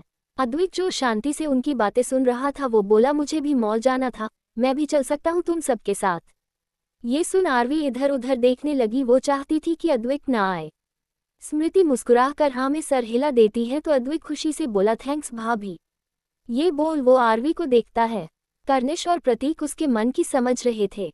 बनारस एयरपोर्ट, वो सभी प्लेन में थे। उन सभी की वीआईपी शीट थी। एक शीट पर नुआन और दादाजी साथ बैठे थे। उनकी पीछे वाली सीट पर ईवा और ओरियन बैठे थे। ओरियन विंडो सीट पर बैठा था।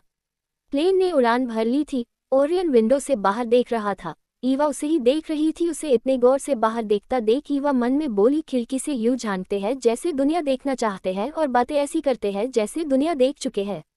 ओरियन ने उसकी तरफ देखा तो ईवा ने जल्दी अपनी नजरें हटा ली। ओरियन बोला, वैसे आप वीणा काफी अच्छी बजाती है, कहाँ से सीखा आपने। ईवा अपने हाथों को देखते हुए बोली, अपनी मॉम से सीखा है मैंने। ओरियन हाँ में सर हिला देता है। ईवा धीरे से उसे देखती है तो ओरियन उसे देख बोला, आपको कुछ कहना है क्या या आपको मेरी सीट पर बैठना है। ईवा जल्दी से बोली, नो, मुझे नहीं बैठना, मैं बस कहना चाहती हूँ कि। ओरियन उसे देखने लगा। ईवा अपने हाथों को मसलते हुए बोली थे, थैंक्स। ओरियन कंफ्यूज होकर बोला, किस लिए। ईवा, उस दिन मुझे वो बातें कहने के लिए। ओरियन स्माइल करके बोला, उसके लिए थैंक्स बोलने की जरूरत नहीं है। ईवा कुछ नहीं बोली। कुछ देर बाद ओरियन अपने टैब पर कुछ वर्क कर रहा था। तभी उसका ध्यान ईवा पर गया जो नींद में थी और उसका सर सीट पर सही से एडजस्ट नहीं हो पा रहा था। ओरियन ठीक से बैठा और उसका सर धीरे से अपने शोल्डर पर रखने को हुआ तो उसके हाथ रुक गए। वो ये करे तो क्या ठीक होगा, ये सोचते हुए वो अपना हाथ पीछे खींच लेता है, लेकिन तभी ईवा अपना सर ओरियन के शोल्डर पर रख देती है। ओरियन उसे देखने लगा। उसके चेहरे पर हल्की स्माइल आ गई। उसे खुशी थी कि ईवा अब नॉर्मल लाइफ जीने की कोशिश कर रही है। Episode 116 mall. वो चारों मॉल पहुंचे। स्मृति और आरवी पहले आरवी का सामने लेने चली गई। अद्वैत और कर्निश उन दोनों के पीछे पीछे चल रहे थे। तभी कर्निश की नज़र एक ड्रेस पर गई तो वो जल्दी अद्वैत को लेकर उधर चला गया। स्मृति और आरवी ने सामान लिया। उसके बाद स्मृति जो लेने आई थी वो लेने लगी। दरअसल होली आने वाली थी तो पूजा जी ने स्मृति को कुछ सामान लाने को कहा था। स्मृति और आरवी ने अपना काम खत्म किया तो उन्हें ध्यान आया कि अद्वैत और कर्निश उनके साथ नहीं है। आरवी ने जल्दी कर्निश को कॉल किया तो सामने से अद्वैत और कर्निश आते हुए दिखे। कर्निश के हाथ में एक शॉपिंग बैग था। वो उनके पास आए तो अद्वैत बोला, चले कुछ खा कर आते हैं। ये बोल उसने आरवी की तरफ देखा तो आरवी इधर उधर देखने लगी। कर्निश बोला, हाँ चलो। वो स्मृति को अपने साथ ले जाते हुए बोला, आपको पता है भाभी, मैं और क्रियांश हर बार यहाँ आते हैं सिर्फ यहाँ का खाना खाने। अद्वैत आरवी से बोला, चलो ना। आरवी उसे घूरकर आगे चली गई। अद्वैत स्माइल करते हुए उसके पीछे चल दिया। उन सभी ने वहां का खाना खाया। कर्निश की बक बक सुनकर लड़कियों से ज्यादा तो वो बोलता है। अद्वैत बिल पे कर उन तीनों के पास आया और बोला, कोई और काम ना हो तो चले। कर्निश बोला, अद्वैत भाई इतनी जल्दी, चलिए ना कहीं और घूम कर आते हैं। ये सुन अद्वैत कुछ सोचने लगा। आरवी उसे देख बोली, मैं एक जगह बताऊं। नहीं रहने दो, अद्वैत मजाक करते हुए बोला। आरवी उसे घूर स्मृति का हाथ पकड़कर बोली, चलिए मैं आपको एक जगह लेकर जाती हूँ। अद्वैत उसे रोक पता उससे पहले वो स्मृति को अपने साथ ले गई। अद्वैत निराशा से बोला, पर मैं तो मजाक कर रहा था। कर्निश अपनी हंसी कंट्रोल करते हुए उसके कंधे पर हाथ रख कर बोला, बात बात पर मजाक करने वाले पुरुष के हिस्से आए, जरा जरा सी बात पर गुस्सा करने वाली स्त्री। उसकी बात सुन अद्विक निराशा से हाँ में सर हिला देता है। आरवी स्मृति को ले जा ही रही थी कि कुछ लोगों ने आकर उनका रास्ता रोक लिया। उन सभी ने एक ही यूनिफॉर्म पहनी थी, वो सब प्रोफेशनल बॉडीगार्ड लग रहे थे। स्मृति और ईवा हैरानी से उन्हें देखने लगी। एक बॉडीगार्ड आगे आकर बोला, स्मृति, शशांक, अग्निवंशी, हमारे साथ चलो। स्मृति डर से आरवी का हाथ कसकर पकड़ लेती है। आरवी मुंह बिगाड़ कर बोली, ऐसे कैसे चलो, कौन हो तुम? वो गार्ड बोला, हमें आपको आराम से लाने के ऑर्डर मिले हैं, इसीलिए आराम से हमारे साथ चलिए, वरना हमें जबरदस्ती ले जाना होगा। ये सुन आरवी गुस्से से बोली, हलवा है क्या, हाथ तो लगा कर दिखाओ। वो गार्ड बोला, एज यू विश। ये बोल वो आरवी को हटाने को हुआ कि तभी किसी ने उसका हाथ पकड़ लिया। स्मृति और आरवी देखती है तो वो अद्विक था। अद्विक उसका हाथ दबाते हुए कूलनेस से बोला, यार तुम बहुत जल्दी बुरा मान गए। किसी को साथ ले जाने के लिए उसे प्यार से पूछा जाता है। वो आदमी दर्द से कराह कर बोला, कौन हो तुम, बीच में मत आओ, समझे, छोड़ो मेरा हाथ। अद्विक उसके हाथ को मोड़कर बोला, अभी तो पकड़ा है, ऐसे शर्माओगी तो मुझे भी शर्मा जाएगी। वो आदमी छटपटाने लगा। उसके साथ जो गार्ड थे वो जल्दी आगे आए तो अद्विक ने उस गार्ड को उनकी तरफ धकेल दिया।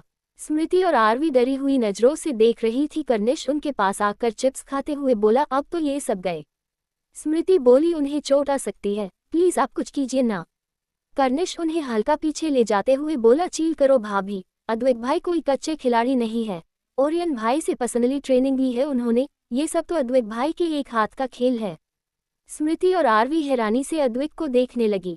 अद्विक ने मास्क पहना और हाथ से उन्हें आने का इशारा करता है। दो गार्ड एक साथ अद्विक की ओर भाग कर आए तो अद्विक ने जल्दी एक को घूमकर लात मारी और दूसरे का हाथ पकड़ मोड़ दिया। वो दोनों दर्द से कराहने लगे। आसपास लोग की भीड़ इकट्ठी हो गई। स्मृति और आरवी के मुंह खुले के खुले रह गए। कर्निश चिप्स एंजॉय करते हुए फाइट देख रहा था।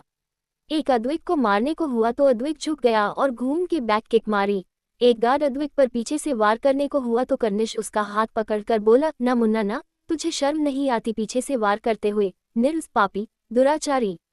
ये बोल वो उस गार्ड के घुटने पर वार करता है तो वो वही ढेर हो गया। एक गार्ड आरवी को पकड़ कर ले जाते हुए बोला, गार्ड्स, स्मृति, शशांक, अग्निवंशी मिल गई, चलो निकलो यहाँ से। अद्विक और कर्निश ने जल्दी उस तरफ देखा। आरवी को देख अद्विक गार्ड से हंस कर बोला, भाई जिसे किडनैप करना है उसका पहले फोटो तो देख कर आता। ये बोल वो जल्दी पास में रखे एक बेट को उठा उसकी तरफ फेंकता है जो सीधा उस आदमी के सर पर लगा। अद्विक आरवी को देख अपनी भौहें उठा देता है। उसने सभी को धूल चटा दी थी। तभी आरवी बोली, स्मृति जी कहाँ है? उसकी बात सुन अद्विक और कर्निश भागकर उसके पास आए। स्मृति कहीं नजर नहीं आए। वो तीनों परेशान होते हुए इधर उधर देखने लगे।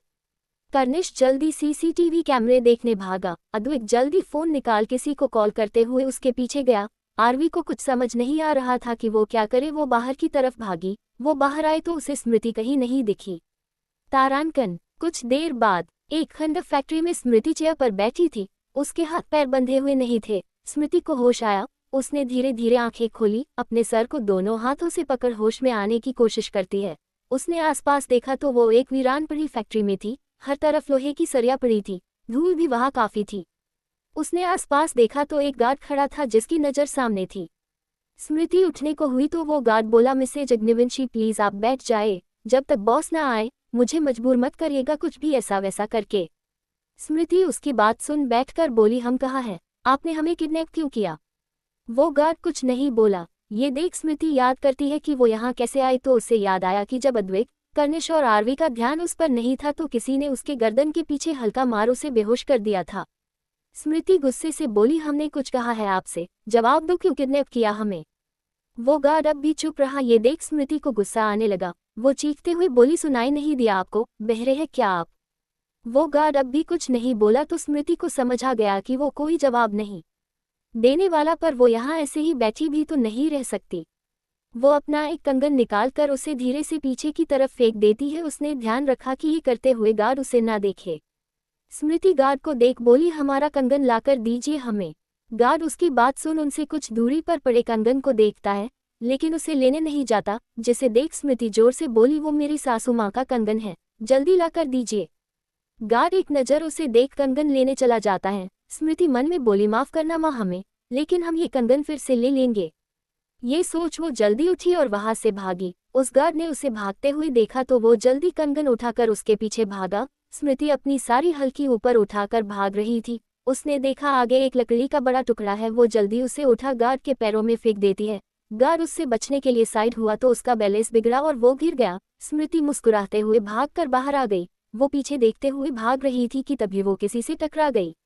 वो 2-3 कदम पीछे हट गई। सामने खड़ा आदमी किसी से फोन पर बात कर रहा था। स्मृति के टकराने से उसका फोन हाथ से छूट गया। उसने गुस्से से स्मृति की तरफ देखा तो उसका गुस्सा गायब हो गया। वही स्मृति ने जब उस आदमी को गौर से देखा तो ये वही था जिसने मंदिर में उसे बचाया था। जी हाँ, ये आदमी एंड्रिक सारंग था। स्मृति जल्दी बोली, आप तो वही है ना जिसने हमें मंदिर में बचाया था। प्लीज एक बार और हमारी मदद कर दीजिए। एक आदमी हमें जबरदस्ती यहाँ ले आया। ये बोलते हुए उसने पीछे देखा तो वो गार्ड भागते हुए उन्हीं की तरफ आ रहा था। उसे देख स्मृति जल्दी एंड्रिक के पीछे आकर बोली, यही है वो इंसान, प्लीज हमें बचा लीजिए। एंड्रिक स्मृति को देखते हुए उस गार्ड की तरफ देखता है तो उसकी आंखें छोटी हो गई। वो गार्ड एंड्रिक के सामने आकर उसे ग्रीट करते हुए बोला, सॉरी सर, मैंने इन्हें समझाया था लेकिन ये नहीं मानी और भाग गई। स्मृति को कुछ समझ नहीं आया। वो एंड्रिक के सामने आकर बोली, आपने हमारा किडनैप कराया। एंड्रिक क्या उसका जवाब देता, वो तो खुद शॉक था। वो स्मृति से बोला, तुम स्मृति शशांक अग्निवंशी हो? स्मृति हाँ में सर हिलाकर बोली, जी हाँ। ये सुन एंड्रिक की मुठिया कस गई। उसका चेहरा दाग पड़ गया। स्मृति उसके हाव भाव देख डर गई। वो भागने के लिए पीछे कदम लेती उससे पहले बहुत सारे गार्ड उनके इर्द गिर्द घेरा बना लेते हैं। स्मृति अपने डर को छुपाकर एंड्रिक से बोली, हम जान सकते हैं आपने हमारा किडनैप क्यों किया? एंड्रिक शांत लहजे में बोला, नहीं तुम नहीं जान सकती। अपनी मर्जी से अंदर जाकर बैठ जाओ वरना आगे जो भी होगा उसकी जिम्मेदार तुम खुद होगी। स्मृति उसकी आंखों में देख रही थी, जिसे देख एंड्रिक ने जल्दी गन निकाल दी। ये देख डर से स्मृति की आंखों में आंसू भर आए। एंड्रिक उसकी आंखों के आंसू देख जल्दी अपनी नजरें हटा देता है और अपनी गन फिर से रख देता है। वो खुद को शांत करके बोला, मैंने कहा अंदर जाओ। स्मृति अपने आंसू साफ करके बोली, हम नहीं जानते कि आपकी हमसे क्या दुश्मनी है लेकिन हमारे पति बहुत जल्दी हमें ढूंढ लेंगे। ये सुन एंड्रिक उसे देख गार्ड को इशारा करता है तो स्मृति तेज आवाज में बोली, कोई जरूरत नहीं है, हम चले जाएंगे, समझे आप? एंड्रिक उसके गुस्से को देख कुछ नहीं बोला। स्मृति उस गार्ड से बोली, हमारा कंगन दीजिए हमें। ये सुन वो गार्ड जल्दी उसके हाथ में वो कंगन रख देता है। स्मृति वो कंगन एंड्रिक को गुस्से से घूरते हुए पहनती है और उस फैक्ट्री की तरफ जाने लगती है। एंड्रिक उसके तेज को देख समझ गया कि ये सही में उसकी ही वाइफ है। तभी वहां 9-10 गाड़ियां धूल उड़ाते हुए आए और लाइन बाज रुक गई। स्मृति और एंड्रिक दोनों उस तरफ देखने लगे। उन्हें देख एंड्रिक के चेहरे पर डेविल स्माइल आ गई। एपिसोड 117। उन सभी गाड़ियों से बहुत सारे बॉडीगार्ड निकले और लाइन से खड़े हो गए। एक गार्ड ने बीच वाली कार का गेट खोला। शशांक पूरे रूप के साथ बाहर आया। उसकी आंखों पर शेड्स चढ़े थे। उसे देख एंड्रिक तिरछा मुस्कुरा दिया। स्मृति ने शशांक को देखा तो पूरी जान लगाकर उसकी तरफ भागी, लेकिन वो और भाग पाती उससे पहले एंड्रिक ने उसके पैरों के पास फायर कर दिया। स्मृति अचानक गोली चलने से डर के मारे लड़खड़ा गई और वहीं गिर गई। ये देख शशांक के हाथ की नसें उभर आई, उसकी आंखों में खून उतर आया। उसने अपने शेड्स हटा बिना किसी भाव की स्मृति की तरफ बढ़ गया। शशांक के सारे बॉडीगार्ड ने एंड्रिक के बॉडीगार्ड पर गन पॉइंट कर दी। एंड्रिक वहां खड़ा शशांक को देखने लगा। शशांक स्मृति के पास गया और उसे शोल्डर से पकड़ उठाया। शशांक ने स्मृति की आंखों में देखा तो उसका खून खोल गया। स्मृति की आंखें लाल थी, आंसुओं से पूरा चेहरा भीगा हुआ था और शरीर कांप रहा था। स्मृति जल्दी शशांक के गले लग गई और रोने लगी। उसने शशांक के कोट को काफी मजबूती से पकड़ लिया। शशांक आंखों में गुस्सा लिए उसकी पीठ सहला रहा था। वो स्मृति से बोला, calm down wifey, no need to worry, I am here now. Smriti Shashank की आंखों में देखने लगी। शशांक उसके फहद पर किसकर उसे ले जाकर कार में बैठाता है। वो जाने को हुआ तो स्मृति उसका हाथ पकड़ लेती है। शशांक उसे देखता है तो वो काफी डरी हुई थी। शशांक उसके गाल पर प्यार से हाथ फेरकर बोला, मैं बस 5 मिनट में आया।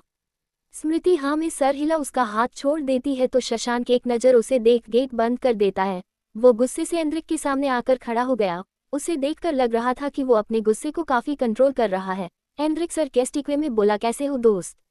शशांक, तुमने आज जो हरकत की है उससे साबित हो गया है कि तुम कल भी बेवकूफ थे और आज भी। एंड्रिक गुस्से से बोला, हाँ बेवकूफ तो था, जो तुम्हारे जैसे इंसान पर विश्वास किया, पर अब मैं बेवकूफ नहीं रहा, सो डोंट वरी। शशांक तिरछा मुस्कुरा कर बोला, देखकर आश्चर्य हुआ कि तुम अभी भी उसी गलतफहमी में जी रहे हो। एंड्रिक कुछ नहीं बोला, बस उसे देखता रहा। तो शशांक बोला, दुश्मनी मुझसे है तो मुझे टारगेट करो, मेरी वाइफ को या मेरी फैमिली को बीच में लाने की सोचना भी मत, वरना तुम सोच भी नहीं सकते कि तुम्हारे साथ क्या होगा। ये सुन एंड्रिक हंसकर बोला, क्यों डर गए? तुम्हें याद तो होगा तुमने मेरे साथ क्या किया। वैसे एक बात कहनी थी मुझे, तुम्हारी वाइफ काफी खूबसूरत। वो आगे कुछ बोलता उससे पहले शशांक ने अपनी गन निकाल उसके पैरों के पास चला दी। एंड्रिक जल्दी 2 कदम पीछे हट गया और गुस्से से शशांक को देखने लगा। शशांक अपनी गन पर फूंक मारकर बोला, मुझे ज्यादा बोलना और ज्यादा सुनना पसंद नहीं है यूनो। तो तुम अपनी जबान पर लगाम दो वरना मुझे भूलने में देर नहीं लगेगी कि तुम मेरे पुराने दोस्त हो। ये बोल वो जाने को मुड़ा लेकिन फिर रुक कर बोला, और जितना जल्दी हो उतनी जल्दी अपनी गलतफहमी दूर कर दो, समझे एंड्रिक सारंग। ये बोल वो वहां से चला गया। गाड़ियां धूल उड़ाते हुए वहां से चली गई। एंड्रिक बस उन सभी को वहां से जाते हुए देखता रहा। उसके पीछे युवान उसे ही देख रहा था। अग्निवंशी मैंशन। रात का वक्त। स्मृति को रूम में सुलाने के बाद शशांक सीधा स्टडी रूम में चला गया। जब अद्विक ने शशांक को कॉल करके सब बताया तो शशांक ने उसे दादाजी या शिव दोनों में से किसी को भी कुछ भी बताने के लिए मना कर दिया था। स्मृति जब शशांक को मिल गई तब नेश ने अद्विक को मैसेज कर दिया, जिसके बाद कर्निश और अद्विक ने आरवी को घर ड्रॉप कर दिया और उसे टेंशन ना लेने को कहा। वो स्टडी रूम में आया तो पहले से ही वहां सारे लड़के बैठे थे। ओरियन और बाकी सब भी आ चुके थे। शशांक आकर अपनी चेयर पर बैठ गया। कर्निश जल्दी उसके पास आकर बोला, भाई कौन है एंड्रिक सारंग और उसने भाभी को किडनैप क्यों कराया, क्या दुश्मनी है उसकी। शशांक उसे देखकर समझ गया कि वो स्मृति से जुड़ी बात पर चुप नहीं रहेगा।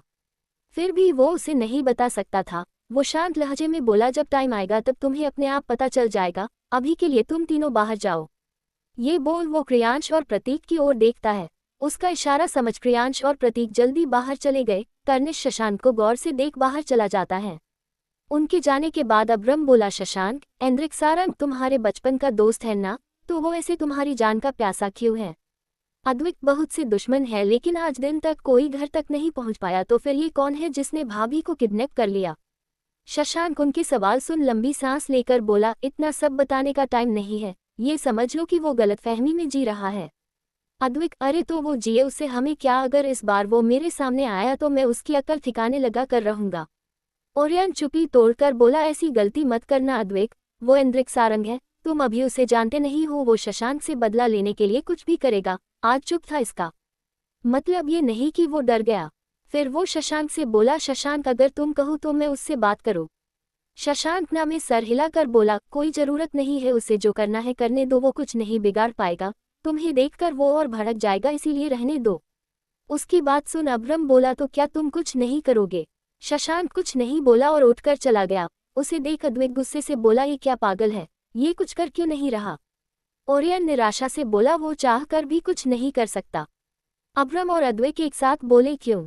ओरियन खिड़की के पास जाकर बोला, क्योंकि उसने एंड्रिक की मां से वादा किया था कि वो एंड्रिक को हमेशा प्रोटेक्ट करेगा, इसीलिए वो अभी तक चुप है, वरना कोई और होता तो भाभी तक पहुंचने से पहले शशांक उसे नर्क पहुंचा देता। अद्विक बोला, तो क्या तू प्लीज बताएगा कि क्या हुआ था ऐसा कि ये दोनों दोस्त से दुश्मन बन गए। ये तो अब्रम भी जानना चाहता था। ओरियन बोला, एंड्रिक और शशांक दोनों बचपन के दोस्त थे, वो साथ इटली आए थे जहां उनकी मुलाकात मुझसे हुई। मैं उस वक्त अपने मॉम डैड के साथ वही रहता था और देखते ही देखते हम तीनों काफी अच्छे फ्रेंड्स बन गए। हम तीनों हर बार साथ छुट्टियां मनाते थे, पर कहते हैं ना, अच्छी चीजों को जल्दी नजर लग जाती है, ऐसा ही कुछ हमारे साथ हुआ।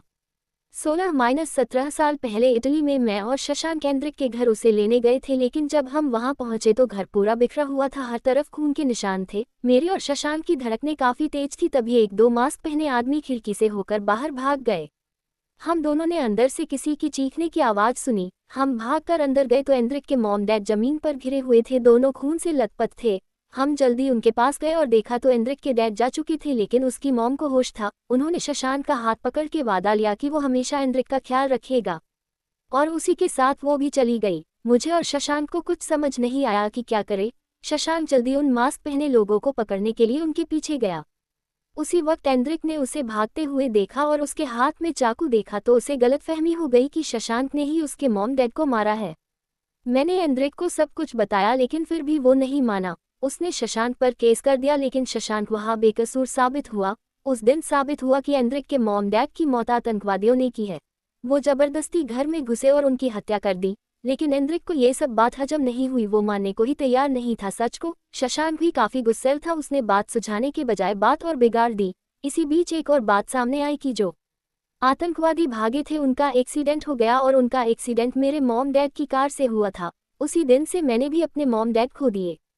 एंड्रिक ने मुझे अपने साथ चलने को कहा लेकिन मैं उससे उस हालत में भी अपनी दोस्ती के बारे में समझाने लगा। एंड्रिक ने मेरी एक भी नहीं सुनी और बदले की आग लिए अफ्रीका चला गया।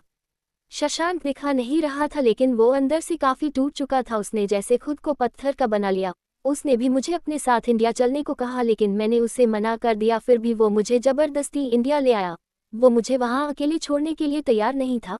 उस दिन के बाद सब कुछ बदल गया। मैंने सब कुछ खो दिया, अपने मॉम डैड, एंड्रिक और अपनी दोस्ती सबको खो दिया। ये बोल वो चुप हो गया। उसकी आंखों में आंसू थे। शायद ये बरसों पुराना दर्द था जो आज उसकी आंखों से बह रहा था। अद्विक ने उसके कंधे पर हाथ रख थपथपाया। वो तीनों ऐसे ही खड़े रहे। इधर शशांक रूम में आया और स्मृति के पास लेट गया। उसके चेहरे पर कोई भाव नहीं थे। तभी स्मृति खिसकते हुए उसके पास आए और उसके गले लग गई। वो नींद में थी लेकिन शशांक को पास महसूस कर उसके पास आ गई। शशांक ने भी उसे अपनी बाहों में भर लिया और उसके फहद पर किस कर ली। वो कुछ सोचने लगा तो उसके सामने एंड्रिक का चेहरा आया। उसकी आंख से एक बूंद पानी की गिर गई। सब कुछ कितना बदल गया था। आज उसका वो दोस्त दुश्मन की तरह उसके सामने खड़ा था जो कभी उसका सबसे अच्छा दोस्त हुआ करता था। उसकी आंखों में खुद के लिए इतनी नफरत शशांक को काफी हद कर रही थी लेकिन अब भी उसके चेहरे पर कोई भाव नहीं थे।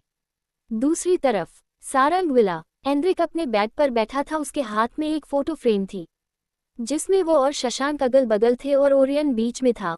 उन तीनों ने एक दूसरे की शोल्डर पर हाथ रख रखा था और हंस रहे थे। वो फोटो काफी पुरानी थी जिसमें तीनों 11-12 साल के ही लग रहे थे। एंड्रिक की आंखों से कुछ आंसू उस फोटो पर गिर गए। वो धीरे से बोला, क्यों किया तूने शशांक ऐसा? क्यों मेरे सबसे अच्छे दोस्त तूने मुझसे अलग कर दिए? मैं तुझे कभी माफ नहीं करूंगा। ये बोल उसकी आंखें एक बार फिर आंसुओं से भर आई। Episode 118 Agnivanshi mansion 2 to 3। 3 दिन ऐसे ही बीत गए सब कुछ नॉर्मल होने में और फिर देखते ही देखते होली आने वाली थी। 2 दिन बाद होलिका दहन था। स्मृति का रूम। स्मृति मिरर के सामने खड़ी होकर तैयार हो रही थी। उसने सी ग्रीन कलर सिल्क की साड़ी पहनी थी। बाल गीले थे, उनसे पानी टपक रहा था। शशांक अपने एक हाथ पर सर टिका उसे ही देख रहा था। स्मृति अपनी चूड़ियां पहनते हुए बोली, क्या हुआ?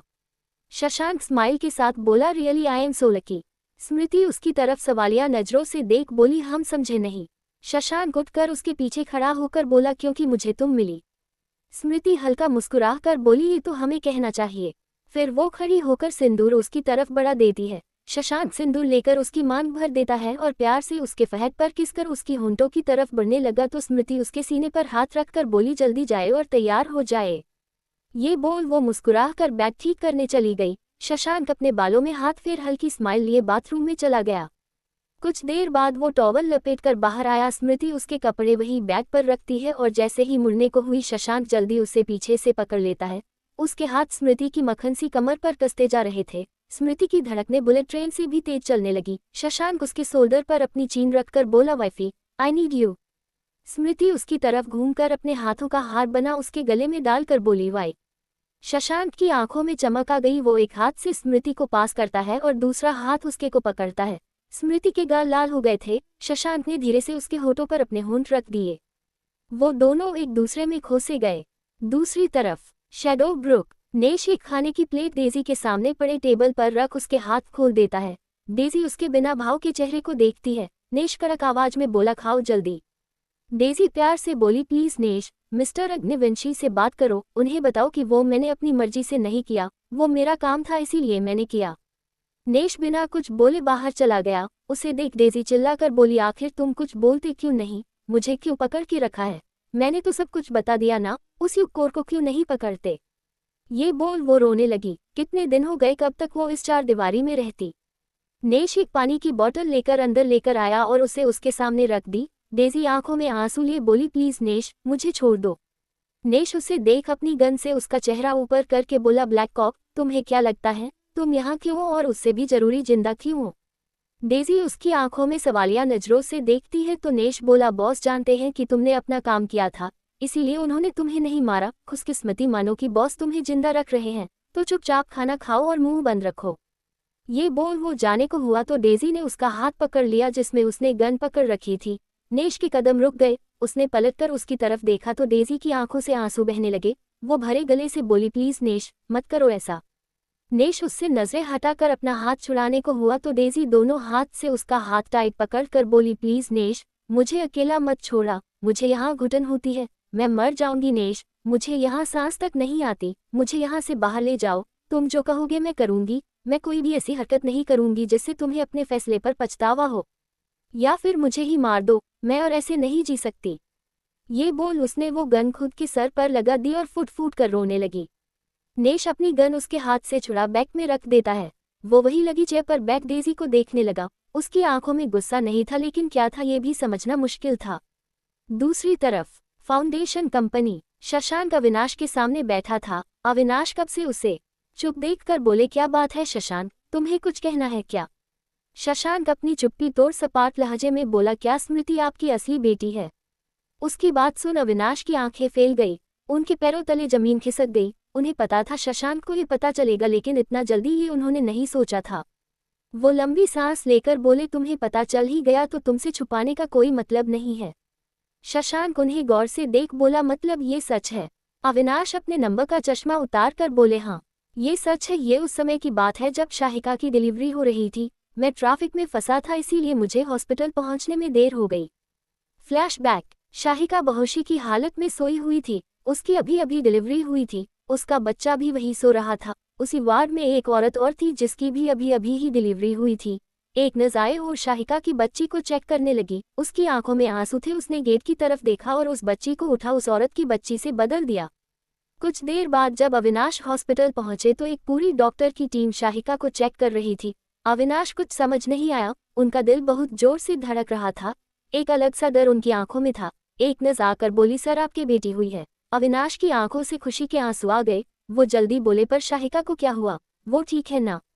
नर्स निराशा भरे स्वर में बोली, मिस्टर धूर्नी, मिसेज धूर्नी की वॉर्म में इन्फेक्शन हो गया है। डॉक्टर उन्हें चेक कर रहे हैं, तब तक आप अपनी बेटी से मिल लीजिए। अविनाश नर्स की बात सुन वही जम गए। उनकी आंखों से आंसू छलक गए। वो एक नज़र शाहिका को देख भारी कदमों से बेबी वार्ड की तरफ बढ़ गए। उन्होंने जब बच्ची को हाथ में लिया तो उन्हें कुछ अजीब लगा। वो बाहर आए और जल्दी सीसीटीवी कैमरे को चेक करने गए। उन्होंने देखा कि एक नर्स ने बच्चे में अदला बदली कर दी। उन्हें कुछ समझ नहीं आया। उनके गार्ड जल्दी गए और उस नर्स को पकड़कर गार्डन में लाए। अविनाश खुद को शांत रखने की कोशिश करते हुए बोले, क्यों किया तुमने ऐसा? कहाँ है मेरी बच्ची? वो नर्स रोते हुए बोली, मुझे माफ कर दीजिए सर, मेरे पास कोई और रास्ता नहीं था। मुझसे कहा गया था कि मैं ये करूं, अगर मैं नहीं करती तो वो आपकी बच्ची और मुझे दोनों को मार देते। अविनाश तेज आवाज में बोले, कहा है मेरी बच्ची? वो नर्स कुछ बोलती उससे पहले एक गन शूट हुआ और नर्स वहीं गिर गई। गार्ड्स जल्दी आसपास फैल गए। अविनाश अपनी गन निकाल जल्दी उस नर्स के पास गए तो बुलेट उसके सर पर लगी थी जिससे वो मर गई। तभी एक बॉडीगार्ड भागते हुए आया और बोला, सर डॉक्टर ने आपको बुलाया है। अविनाश ये सुन जल्दी हॉस्पिटल में आए और जल्दी डॉक्टर के पास गए। डॉक्टर, हमें बताते हुए काफी बुरा लग रहा कि आपकी वाइफ के पास सिर्फ कुछ ही वक्त बचा है। हमने पूरी कोशिश की लेकिन उन्हें नहीं बचा सकते। ये सुन मानो अविनाश के पैरों तले जमीन खिसक गई। वो बोले, ये आप क्या कह रहे हो डॉक्टर, ऐसे कैसे नहीं बचा सकते? आप ऐसे हार नहीं मान सकते। डॉक्टर, मैं आपकी हालत समझ सकता हूँ मिस्टर धूर्नी, लेकिन आप समझने की कोशिश कीजिए। इन्फेक्शन पूरे शरीर में फैल गया है। आपको वक्त बर्बाद न करके एक बार उनसे मिलना चाहिए। अविनाश की आंखों से आंसू बहने लगे। एक ही साथ ये सब होना था क्या? वो खुद को संभाल जल्दी शाहिका के वार्ड की तरफ बढ़े। वो वही गेट पर रुक गए। उनकी हिम्मत ही नहीं हो रही थी कि वो अंदर जाए। वो अपने भारी कदमों के साथ अंदर गए। शाहिका ने उनकी तरफ देखा तो मुस्कुरा कर बोली, तुमने इतना टाइम क्यों लगा दिया? अविनाश चुपचाप शाहिका के बगल में बैठ गए। उनकी हालत देख शाहिका के आंसू बह गए। वो जल्दी उनके गले लग गई और रोने लगी। अविनाश की भी यही हालत थी। उन्होंने कसकर शाहिका को पकड़ लिया, जैसे अगर उन्होंने छोड़ा तो शाहिका उनसे दूर चली जाएगी। शाहिका खुद को संभाल बोली, तुमने अपनी बच्ची को देखा? नर्स कह रही थी कि वो बिल्कुल तुम पर गई है, मुझे भी देखना है। अविनाश उनकी बात सुन और परेशान हो गए। शाहिका उनसे अलग होकर बोली, चलो जल्दी जाओ, मेरे पास रोने धोने का टाइम नहीं है, मुझे अपनी बेबी गर्ल से मिलना है। अविनाश हाँ में सर हिला जल्दी बच्ची को लेने चले गए। उनके जाते ही शाहिका के आंसू फिर बहने लगे। वो खुद के मुंह पर हाथ रख रोने लगी। अविनाश जल्दी बच्ची को लेकर आए जो उनकी नहीं थी, पर वो क्या करते? अगर वो अभी शाहिका को ये बताते तो शाहिका क्या करती, कैसे ये झेलती? इसीलिए उन्होंने शाहिका को कुछ ना बताने का फैसला किया। शाहिका उस नन्ही परी को लेकर चूमने लगी जैसे वो फिर कभी अपने बच्चे को नहीं चूम पाएगी। अविनाश खुद को मजबूत रखने की कोशिश कर रहे थे लेकिन वो रख नहीं पा रहे थे। शाहिका बोली, अभी तुम हमारी नन्ही जान का अच्छे से ख्याल रखना, कोई भी कमी मत आने देना समझे, और शिव को कहना कि उसकी बहू कितनी सुंदर है। ये सुन अविनाश के चेहरे पर दर्द में भी मुस्कान आ गई। शाहिका लंबी सांस लेकर बोली, चलो जल्दी आओ, मुझे तुम तीनों को हक करना है। अविनाश जल्दी उन्हें गले लगाते हैं तो शाहिका की आंख से आंसू की लकीर बन गई। वो भरे गले से बोली, आई लव यू अवी, आई लव यू सो मच। ये सुन अविनाश ने कसकर उन्हें पकड़ लिया और रोते हुए बोले, I love you too Shahika, I love you too. Shahika का शरीर ढीला पड़ गया। अविनाश उन्हें गले लगाकर जोर जोर से रोने लगे। फ्लैशबैक एंड अविनाश की आंखों से आंसू बह रहे थे। वो बरसों पुराना दर्द एक बार फिर ताज़ा हो गया था। शशांक की आंखों में भी एक दर्द था। वो अविनाश की तरफ अपना रुमाल बढ़ा देता है तो अविनाश उससे अपनी आंखें पोंछकर आगे बोले, मैंने स्मृति को हर जगह ढूंढा लेकिन वो मुझे कहीं नहीं मिली और ना वो मिला जिसने ये किया था। मैंने अपनी सारी उम्मीदें खो दी थी। शाहिका मुझे जो बच्ची देकर गई थी मैंने उसे ही अपने बच्चे के रूप में स्वीकार लिया, पर जब मैंने स्मृति को देखा तो उसे देखते ही पहचान गया कि ये मेरी ही बच्ची है। वो बिल्कुल शाहिका पर गई है, पर मैं किसी को क्या बताता। अगर बात बाहर आती तो श्रीविका और स्मृति दोनों को पता चल जाता, इसीलिए मैंने वो शादी होने दी। मानता हूँ मैंने गलत किया, लेकिन मैं उन दोनों को सच बताकर सब कुछ खत्म नहीं करना चाहता था। स्मृति शायद मुझे ना अपना पाती और श्रीविका गम के भंवर झाल में फंस जाती। शशांक उन्हें देख रहा था, वो कुछ नहीं बोला। उसे समझ ही नहीं आ रहा था कि वो क्या बोले। Episode 119 Ahuja empire. अब्रम को पता था कि शशांक फाउंडेशन कंपनी गया है, इसीलिए उसने शशांक को सीधा यहाँ आने को कहा था। ओरियन भी उसके साथ था। वो दोनों कब से शशांक का वेट कर रहे थे। तभी गेट खुला और शशांक अंदर आया। वो मिरर वॉल के पास खड़ा हो गया और पूरे मुंबई को देखने लगा।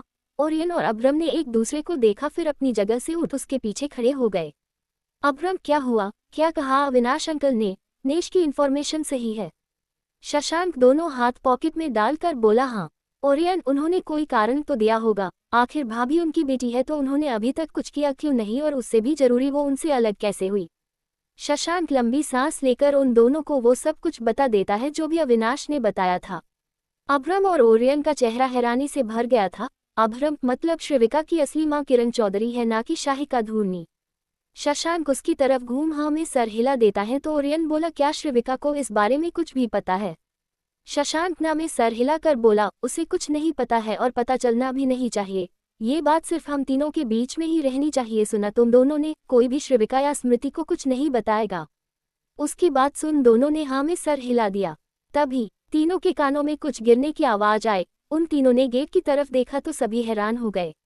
उनके सामने श्रीविका खड़ी थी, जो आए तो अब्रम से मिलने थी लेकिन मिल गई खुद की असली पहचान से। उसका फोन जमीन पर गिरा था, उसकी आंखों में आंसू थे। वो एकटक शशांक को देख रही थी। शशांक अपने फोरहेड को 2 उंगलियों से रब करके बोला, श्रीविका। श्रीविका बिना कुछ कहे वहां से चली गई। वो तीनों परेशानी से एक दूसरे की तरफ देखने लगे। अभर्म भागकर उसके पीछे गया। ओरियन, पता नहीं अब क्या होगा। शशांक के चेहरे पर भी परेशानी थी, क्या करे उसे कुछ समझ नहीं आया। बात काफी नाजुक थी। श्रीविका ने सब कुछ सुन लिया था और अब उसे संभालना काफी मुश्किल था। इधर श्रीविका भागते हुए ऑफिस से बाहर आ रही थी कि अचानक किसी से टकरा गई। वो गिरती उससे पहले सामने वाले ने उसे कंधों से पकड़ लिया। श्रीविका की आंखें लाल थी। वो जल्दी से खुद को संभाल आगे बढ़ गई। उसके आंसू झरने की तरह बह रहे थे। वो आदमी जिसने उसे पकड़ा था वो हैरानी से उसे जाते हुए देखता रहा। तभी पीछे से एक लड़का बोला, एंड्रिक सर, आप ठीक तो है? एंड्रिक हाँ में सर हिलाकर आगे बढ़ गया कि तभी फिर से वो किसी से टकरा गया। अब उसकी आंखों में गुस्सा उतर आया। वो सामने देख बोला, व्हाट द हे। उसने देखा इस बार एक लड़का उसे टकराया है। वो कुछ बोलता उससे पहले अब्रम बिना उसे देखे जल्दी जाते हुए बोला, सॉरी। एंड्रिक हैरानी से बोला, हो क्या गया है लोगों को? 1 मिनट। युआन, ये तो आहूजा एम्पायर का सीईओ है ना? युआन हाँ में सर हिलाकर बोला, हाँ वही है। एंड्रिक आश्चर्य से बोला, पर ये ऐसे भाग क्यों रहा है और अपनी मीटिंग का क्या हुआ? दरअसल आज एंड्रिक की अब्रम के साथ डील साइन होने वाली थी, इसीलिए वो आहूजा एम्पायर आया था। युआन अपना फोन निकाल कर बोला, 1 मिनट सर, मैं इनके असिस्टेंट से बात करता हूँ। ये सुन एंड्रिक अपनी वॉच में टाइम देखकर बोला, ज्यादा टाइम नहीं है, रहने दो। ये बोल वो मुड़ने को हुआ, तभी उसकी नज़र सामने एंट्रेंस पर पड़ी तो वो वहीं रुक गया। सामने ओरियन और शशांक थे। वो दोनों भी उसे यहाँ देख अपनी जगह पर रुक गए। एंड्रिक ओरियन को देखकर हल्का मुस्कुराकर बोला, कैसे हो इटालियन, बड़े दिनों बाद मिले। ये बोल वो उनकी तरफ कदम बढ़ा देता है। ओरियन स्माइल करके बोला, अपनी बताओ तुम कैसे हो? एंड्रिक सरकेस्टिक वे में बोला, ये तुम ना ही पूछो तो बेहतर होगा। शशांक उसे देख जाने लगा तो एंड्रिक उसका हाथ पकड़ कर बोला, क्या हुआ? अभी तो मिले हैं और तुम जा रहे हो। शशांक अपने हाथ की तरफ देखता है तो एंड्रिक जल्दी छोड़कर बोला, सॉरी मिस्टर अग्निवंशी। ये बोल वो अपने हाथ आपस में झाड़ देता है और अजीब सा चेहरा बनाकर बोला, ओह शीट, अपने हाथ खराब कर दिए मैंने। युआन, पानी लेकर आना। युआन, जो कि शशांक को फिर अपने सामने देख जम गया था, वो अपने बॉस की बात सुन जल्दी गाड़ी की तरफ गया। शशांक को जैसे उसकी बातों से कोई फर्क ही नहीं पड़ रहा था। ओरियन को पता था कि शशांक को गुस्सा आने में देर नहीं लगेगी। वो एंड्रिक से बोला, एंड्रिक। एंड्रिक उसे उंगली दिखाकर वॉर्न करते हुए बोला, तुमसे नहीं कहा बीच में बोलने के लिए, जब बोलना था तब तुमने मुंह में दही जमा लिया था, तो अब सिर्फ तमाशा देखो। शशांक अपनी पॉकेट में हाथ डाल एंड्रिक के सामने खड़ा हो आंखों में आंखें डालकर बोला, क्या मिलता है तुम्हें ये सब करके, क्यों चाहते हो कि तुम मेरे हाथों मरो। एंड्रिक भी उसकी तरह ही खड़ा होकर उसी के अंदाज में बोला, तुम्हें क्या मिलता है ऐसे फालतू सपने देखने में, इतनी चूल मची है क्या मेरे हाथों से मरने की, जो हर बार सामने आ जाते हो। ओरियन उन्हें देख जल्दी बीच में आकर बोला, तुम दोनों पागल हो क्या, सब लोग तुम्हें ही देख रहे हैं। शशांक आंखें छोटी कर एंड्रिक से हल्का दूर हो गया। एंड्रिक भी एक कदम पीछे लेकर ओरियन से बोला, अपने दोस्त को समझा दो। ओरियन निराशा से बोला, कितनी बार समझाया है तुम्हें एंड्रिक, पर तुम कभी समझे ही नहीं। एंड्रिक शशांक के शोल्डर से धूल झाड़ते हुए बोला, ओरियन, मैंने दोस्त को समझाने को कहा है, दुश्मन को नहीं। शशांक स्माइल करके बोला, वैसे तुम्हें ज्यादा जरूरत है समझने की। ये बोल वो वहां से अपनी कार की तरफ चला गया। ओरियन एंड्रिक को देखता है तो एंड्रिक एक नज़र उसे देख अपनी कार की तरफ चला गया। बेचारा ओरियन आज भी दोनों के बीच फंस गया। वो निराशा से सर हिला शशांक की तरफ चला गया। युआन तो पानी लेकर वापस आया ही नहीं, क्योंकि उसे इन सब का हिस्सा बिल्कुल नहीं बनना था। एंड्रिक कार में बैठकर बोला, अभ्रम आहूजा और शशांक का क्या रिलेशन है पता करो। दूसरी तरफ श्रविका बेसुध सी सड़क पर चले जा रही थी। सामने से एक ट्रक हॉर्न बजाते हुए आ रहा था, लेकिन उसे तो कोई सूझबूझ ही नहीं थी। वो ट्रक के सामने आती उससे पहले अभ्रम ने उसे अपनी तरफ खींच लिया।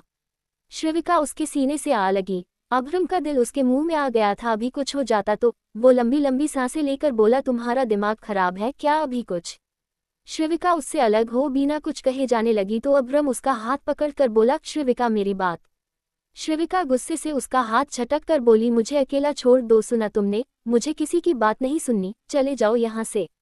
अभ्रम उसका हाथ फिर से पकड़ अपनी ओर खींचता है और उसे कसकर गले से लगा लेता है। श्रविका पहले तो छूटने की कोशिश करती है, लेकिन बाद में वो उसे कस के पकड़ जोर जोर से रोने लगी।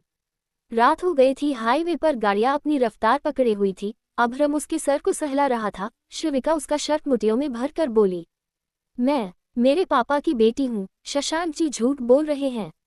अभ्रम उसके सर को सहलाते हुए बोला, हाँ वो झूठ बोल रहा है, तुम ध्यान मत दो, तुम अपने पापा की ही बेटी हो।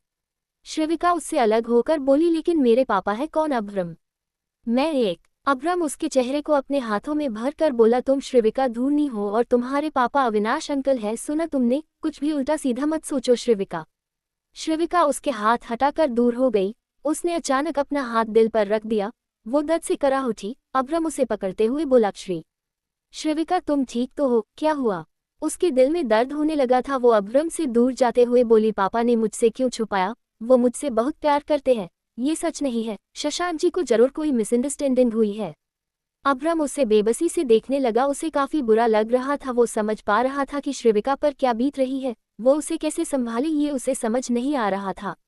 श्रविका अपने आंसू पोंछ अभ्रम का कॉलर पकड़ कर बोली, तुम कहो ना शशांक जी को, वो सही से पता करे, उन्हें कहो कि वो गलत है, उनसे गलती हुई है, कहो ना प्लीज अभ्रम।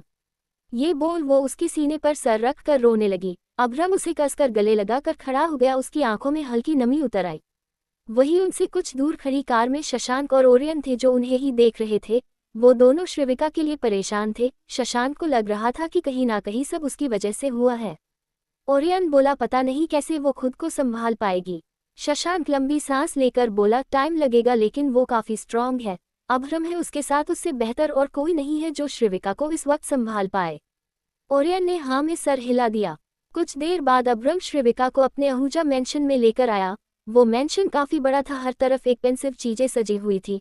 वहाँ ज्यादा लोग नहीं थे, सिर्फ 2 या 3 सर्वेंट थे जो वहाँ की देखभाल करते थे। अभ्रम श्रविका को बाहों में उठाकर अंदर लाया तो वो सभी देखकर हैरान थे कि अभ्रम इतने दिनों बाद यहाँ आया, और वो भी किसी लड़की को लेकर। अभ्रम सीधा उसे अपने रूम में ले गया। उसने श्रविका को बेड पर बैठाया और खुद उसके बगल में बैठ गया। श्रविका की आंखें लाल थी और हल्की सूज भी गई थी। वो धीरे से अभ्रम की गोद में सर रखकर लेट गई। अभ्रम प्यार से उसके बालों को सहलाने लगा। श्रविका बिना कुछ बोले अभ्रम का एक हाथ पकड़कर आंखें बंद कर लेती है और कुछ ही देर में उसे नींद आ गई। अब्राम उसके बाल सहलाते हुए धीरे से बोला, पता ही नहीं चला कि कब मुझे तुमसे प्यार हो गया, एक ऐसी लड़की से जो मुझसे बिल्कुल अलग है।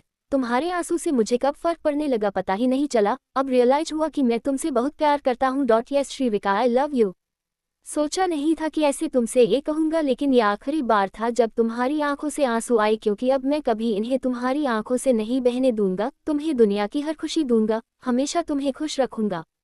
ये बोल उसने श्रीविका के फोरहेड को प्यार से चूम लिया। उसने आराम से श्रीविका को बेड पर सुलाया ही था कि उसका फोन बजा। उसने देखा तो कॉल शशांक का था। वो फोन लेकर बालकनी में चला गया। एपिसोड 120। सुबह का वक्त। स्मृति सो रही थी और शशांक उसे सोते हुए देख रहा था। वो उसके चेहरे पर आ रहे बालों को हटाकर उसकी गनी गनी पलके, उसकी छोटी सी नाक जिस पे नोज रिंग, गुलाबी होंठ को देख रहा था। उसकी वाइफ दिन ब दिन और सुंदर होती जा रही थी। उसकी नजरें हर बार स्मृति पर अटकी जाती थी। वो उसके लंबे बालों से खेलने लगा। स्मृति ने कसमसाते हुए धीरे धीरे आंखें खोली तो पाया उसके स्वामी उसे ही देख रहे हैं। वो जल्दी उठने को हुई तो शशांक उसे अपनी तरफ खींच लेता है। स्मृति उसके ऊपर गिर गई। उसके बाल शशांक के चेहरे पर आ गए। सुबह सुबह स्मृति की हालत खराब हो गई। शशांक उसके बाल हटाते हुए बोला, गुड मॉर्निंग वाइफी, तुम भाग क्यों रही हो? स्मृति उठने की कोशिश करते हुए बोली, खमका, कहाँ भाग रहे हैं? शशांक उसे पलट अपने नीचे कर लेता है और खुद उसकी तरफ झुकते हुए बोला, तुम इतना शर्मा क्यों रही हो? अपने पति से इतना कौन शर्मता है भला? स्मृति इधर उधर देखते हुए बोली, का क्या कर रहे हैं आप? शशांक उसके गालों पर हाथ फेरते हुए बोला, तुम्हारे गाल लाल क्यों हो गए वाइफी? शशांक स्मृति को जानबूझ कर परेशान कर रहा था। स्मृति की हालत खराब होती जा रही थी। शशांक अपनी हंसी कंट्रोल करते हुए बोला, तुम्हारे कान भी लाल हो गए हैं, तुम ठीक तो हो? ये बोल वो उसके कान पर बाइट कर देता है तो स्मृति की हल्की चीख निकल गई। वो शशांक को हटाने की कोशिश करते हुए बोली, हमें जल्दी तैयार होकर नीचे जाना है। शशांक ना में सर हिलाकर बोला, चली जाना, लेकिन मेरे सवाल का जवाब तो दे दो। स्मृति की हिम्मत ही नहीं हो रही थी उसकी तरफ देखने की। वही शशांक उसके मासूम चेहरे को देख मन ही मन हंस रहा था। वो हल्का झुका और उसके लाल लाल गालों पर बेबी किस करता है और स्मृति के ऊपर से हट जाता है। स्मृति बिना किसी देरी के जल्दी उठकर वॉशरूम में भाग गई। शशांक उसे देख हंस दिया। तभी उसका फोन बजा। वो फोन लेकर बालकनी में चला गया। आहूजा मेंशन। अब्रम काउच पर बैठकर ऑफिस वर्क कर रहा था। तभी श्रीविका की नींद खुली। वो खुद को अनजान कमरे में पाकर जल्दी उठकर बैठ गई। अब्रम स्क्रीन पर देखते हुए बोला, रिलैक्स, ये मेरा रूम में। श्रीविका उसे देख झेप गई। फिर ध्यान से उसने रूम में नजर दौड़ाए। वो रूम काफी बड़ा था। उसमें white and navy blue colour combination था। वो पूरा एक रॉयल रूम लग रहा था। श्रीविका ने उसका रूम देखा था पर ये वो नहीं था। तभी उसे कल की बातें याद आई तो उसका चेहरा पीला पड़ गया। अब्रम काम साइड कर उसके पास आया और प्यार से बोला, तुम्हें सुबह सुबह ज्यादा सोचना नहीं चाहिए, जो है उसे संभाल कर रखो। रही बात ऐसा क्यों हुआ, किस लिए हुआ, इन सब के जवाब अपने आप मिल जाएंगे, तो बस सब्र करो। अभी के लिए सोचना बंद करो, जल्दी जाओ और रेडी होकर आ जाओ। वो उसे देखने लगी। तभी उसके पेट में गुड़गुड़ हुई, जिसे महसूस कर श्रीविका काफी एम्बैरेस्ड हो गई। अब्रम उसके बाल सही कर मुस्कुराह कर बोला, तुम रेडी होकर आओ, तब तक मैं ब्रेकफास्ट मंगवाता हूँ। ये सुन श्रीविका हाँ में सर हिला बिना उसे देखे जल्दी वॉशरूम में चली गई। अब्रम उसे देख हंसकर बोला, शी इज क्यूट। श्रीविका वॉशरूम में आए और खुद को देखा तो खुद को चिल्लाने से रोककर बोली, मैं कितनी गंदी लग रही हूँ, वो मेरे बारे में क्या सोच रहा होगा। श्रीविका, तेरी तो सारी इज्जत मिट्टी में मिल गई। वो शर्म खाते हुए बात लेने लगी। कुछ देर बाद वॉशरूम का गेट खुला तो अब्रम ने उस तरफ देखा। श्रीविका को देख उसकी नजरें उसी पर ठहर गई। श्रीविका ने सिल्क का navy blue long fit suit पहना था जिसकी कट स्लीव्स थी और नीचे व्हाइट कलर का प्लाजो। उसके बाल खुले थे, चेहरे पर कोई मेकअप नहीं, झुकी पलके, हाथ जो बार बार बालों को पीछे झटक रहे थे। वो काफी सुंदर लग रही थी, साथ ही रूम के कॉम्बिनेशन से मैच कर रही थी। अब्रम ने उसके लिए 2-3 टाइप के कपड़े वॉशरूम में रखे थे, लेकिन श्रीविका ने उसके पसंद का ही सूट पहना था। वो खोए हुए उसे एकटक देख रहा था। खुद को ऐसे देखता पाकर श्रीविका को काफी शर्म आ रही थी। वो जल्दी मिरर के सामने जाकर खड़ी हो गई ताकि अब्रम को फेस ना करना पड़े, लेकिन अब्रम धीरे धीरे उसकी तरफ कदम बढ़ाने लगा। ये महसूस कर श्रीविका की धड़कनों ने रफ्तार पकड़ ली। उसने सूट पर मुठियां कस दी। अब्रम उसके पीछे आकर खड़ा हो गया और धीरे से उसकी बैक पर लगी डोरियों को बांधने लगा। श्रीविका के गाल लाल थे। अब्रम को भी होश नहीं था कि वो क्या कर रहा है। उसका भी दिल काफी शोर कर रहा था। वो उससे हल्का दूर हुआ और मिरर से उसे देखते हुए बोला, you are looking so beautiful. ये सुन श्रीविका का शरीर ढीला पड़ गया। वो शर्म के मारे पानी पानी हो गई। अब्रम भी जल्दी काउच की तरफ चला गया। श्रविका ने एक बार खुद को मिरर में देखा तो उसके चेहरे पर शायद स्माइल आ गई। कुछ देर बाद वो दोनों डाइनिंग टेबल पर बैठे नाश्ता कर रहे थे। श्रविका चुपचाप नाश्ता कर रही थी। अभ्रम देख पा रहा था कि वो कितनी शांत हो गई है कल से। आज से पहले उसने श्रविका को ऐसे नहीं देखा था। उसे काफी बुरा लग रहा था। वो ऐसा क्या करे कि श्रविका पहले की तरह हो जाए। श्रविका पूरे मेंशन को देख शांति से बोली, वैसे हम दोनों अभी कहाँ है? अभ्रम उसे देखकर बोला, हम अभी आहूजा मेंशन में है। श्रविका समझ गई कि ये अभ्रम का घर है, लेकिन वो यहाँ क्यों नहीं रहता। वो मन की शांति के लिए उससे पूछते हुए बोली, तुम्हारे पास इतना बड़ा मेंशन है तो तुम अग्निवंशी मेंशन क्यों रहते हो? तुम यहाँ क्यों नहीं रहते? अभ्रम उसके सवाल पर मुस्कुरा दिया। उसे पता था ये सवाल श्रविका जरूर उससे पूछेगी। वो कुछ नहीं बोला, बस एक स्माइल कर दी। श्रविका ने आगे कुछ नहीं पूछा। दूसरी तरफ शैडो ब्रुक के बाहर नेश अपनी गन की बुलेट चेक कर रहा था। डेजी कार में बैठी थी। वो बोली, क्या हुआ, जल्दी चलो ना। नेश उसकी तरफ घूर कर देखता है और कार में बैठकर बोला, बॉस ने अगर हाँ ना कहा होता तो तुम अभी अंदर ही बंदी होती। डेजी स्माइल करके बोली, शशांक अग्निवंशी अगर मुझे खुद की टीम में शामिल करना चाहते हैं तो तुम्हें बीच में नहीं आना चाहिए। मैं पूरी ईमानदारी से ये मिशन करूंगी ताकि उन्हें मुझ पे भरोसा हो सके। उसकी बात सुन नेश उसे देखता है। डेजी की आंखों में चमक देख वो ना में सर हिलाकर कार स्टार्ट करता है। डेजी इतने दिनों बाद बाहर आकर काफी खुश थी। फाइनली शशांक ने उसे एक मौका दिया था जिंदा रहने का। नेश उसकी खुशी भांप रहा था। कुछ देर बाद उसने एक जगह गाड़ी रोकी। डेजी ने बाहर देखा तो वो जगह वीरान थी। आसपास कोई भी नहीं था। डेजी नेश से बोली, यही है ना मिशन की लोकेशन? नेश हाँ में सर हिलाकर अपने हाथ के ग्लव्स पहनने लगा। डेजी कार से उतने को हुई तो नेश उसका हाथ पकड़ फिर से उससे बैठाकर बोला, मेरी बात ध्यान से सुनना। पहली बात, अगर तुमने कोई भी होशियारी की तो मेरी गन की पहली गोली तुम्हारे सर के आर पार होगी। और दूसरी बात, मिशन में कोई भी एक फंसता है तो दूसरा भाग जाएगा, ठीक है? ये बोल उसने हाथ छोड़ दिया तो डेजी उसका हाथ फिर से पकड़कर बोली, क्या तुम मुझे छोड़कर भाग सकते हो? नेश एक पल उसे देखता है और फिर उसका हाथ झटक कर बोला, हाँ। डेजी स्माइल करके जाने लगी तो नेश बोला, अपनी गन लेकर जाओ। ये सुन डेजी पूरी स्टाइल से बोली, तुमने शायद मेरे बारे पूरा सुना नहीं। ब्लैक कॉक को कभी हथियार की जरूरत नहीं पड़ती। ये सुन नेश जबरदस्ती गन उसके हाथ में थमा कर बोला, सब जानता हूं मैं, ये मेरा काम है, तुम्हें देना तो चुपचाप ले लो, चाहे तो लेकर फेंक देना। ये बोल वो कार से उतर गया। डेजी अपने हाथ में गन देख हल्का हंस दी। ये पहली बार था कि उसने हाथ में हथियार पकड़ा था। दूसरी तरफ अद्विक, आरवी और प्रतीक तीनों बाहर आए थे अद्विक के मैनेजर से मिलने। प्रतीक बोला, यार अद्विक भाई, क्या प्रॉब्लम है आपके मैनेजर को? क्यों वो आपकी फोटो हमारी मैगजीन पर डालने से मना कर रहा है? ये सुन अद्विक कंधे उठाकर बोला, मुझे क्या पता यार, आने तो दे उसे, उससे ही पूछ लेना।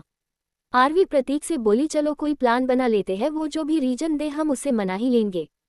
प्रतीक भी खुश होकर बोला, हाँ, जैसे ही वो आए हम उसे अपनी बातों के जाल में फंसा लेंगे, उसे इमोशनल कर देंगे और फिर वो कुछ नहीं कर पाएगा। प्रतीक और आरवी दोनों साथ बोले।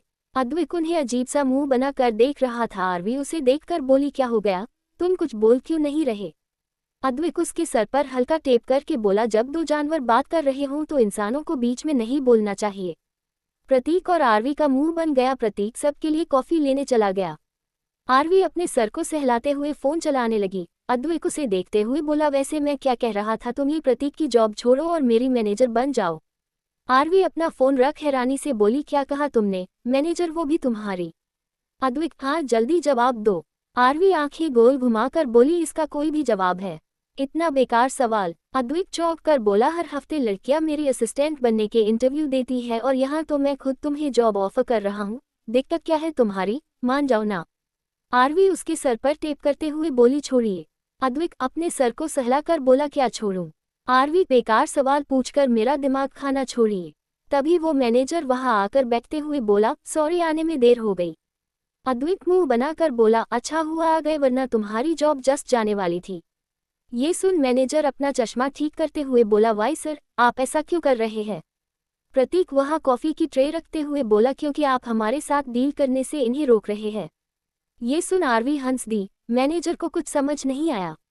सा एम्पायर शशांक और ओरियन शशांक के कैबिन में थे। शशांक बोला, कुछ तो अजीब है, माँ को भी गोली लगी थी और वो नर्स भी गोली लगने से मेरी। ओरियन उसे देखकर बोला, कहना क्या चाहते हो? शशांक, यही कि सबके पीछे कोई एक ही है, कौन है इसका पता जल्दी करना होगा। ओरियन समझने की कोशिश करने लगा। तभी गेट ओपन हुआ और क्रियांश अंदर आकर बोला, आपकी मीटिंग है, हमें चलना चाहिए। उसकी बात सुन शशांक हाँ में सर हिलाकर कुछ फाइल्स देखने लगा। क्या होगा आगे, क्या सोच रहा है शशांक? क्या श्रेविका फिर पहले की तरह हो पाएगी और क्यों चाहता है अद्विक आरवी को अपनी मैनेजर बनाना?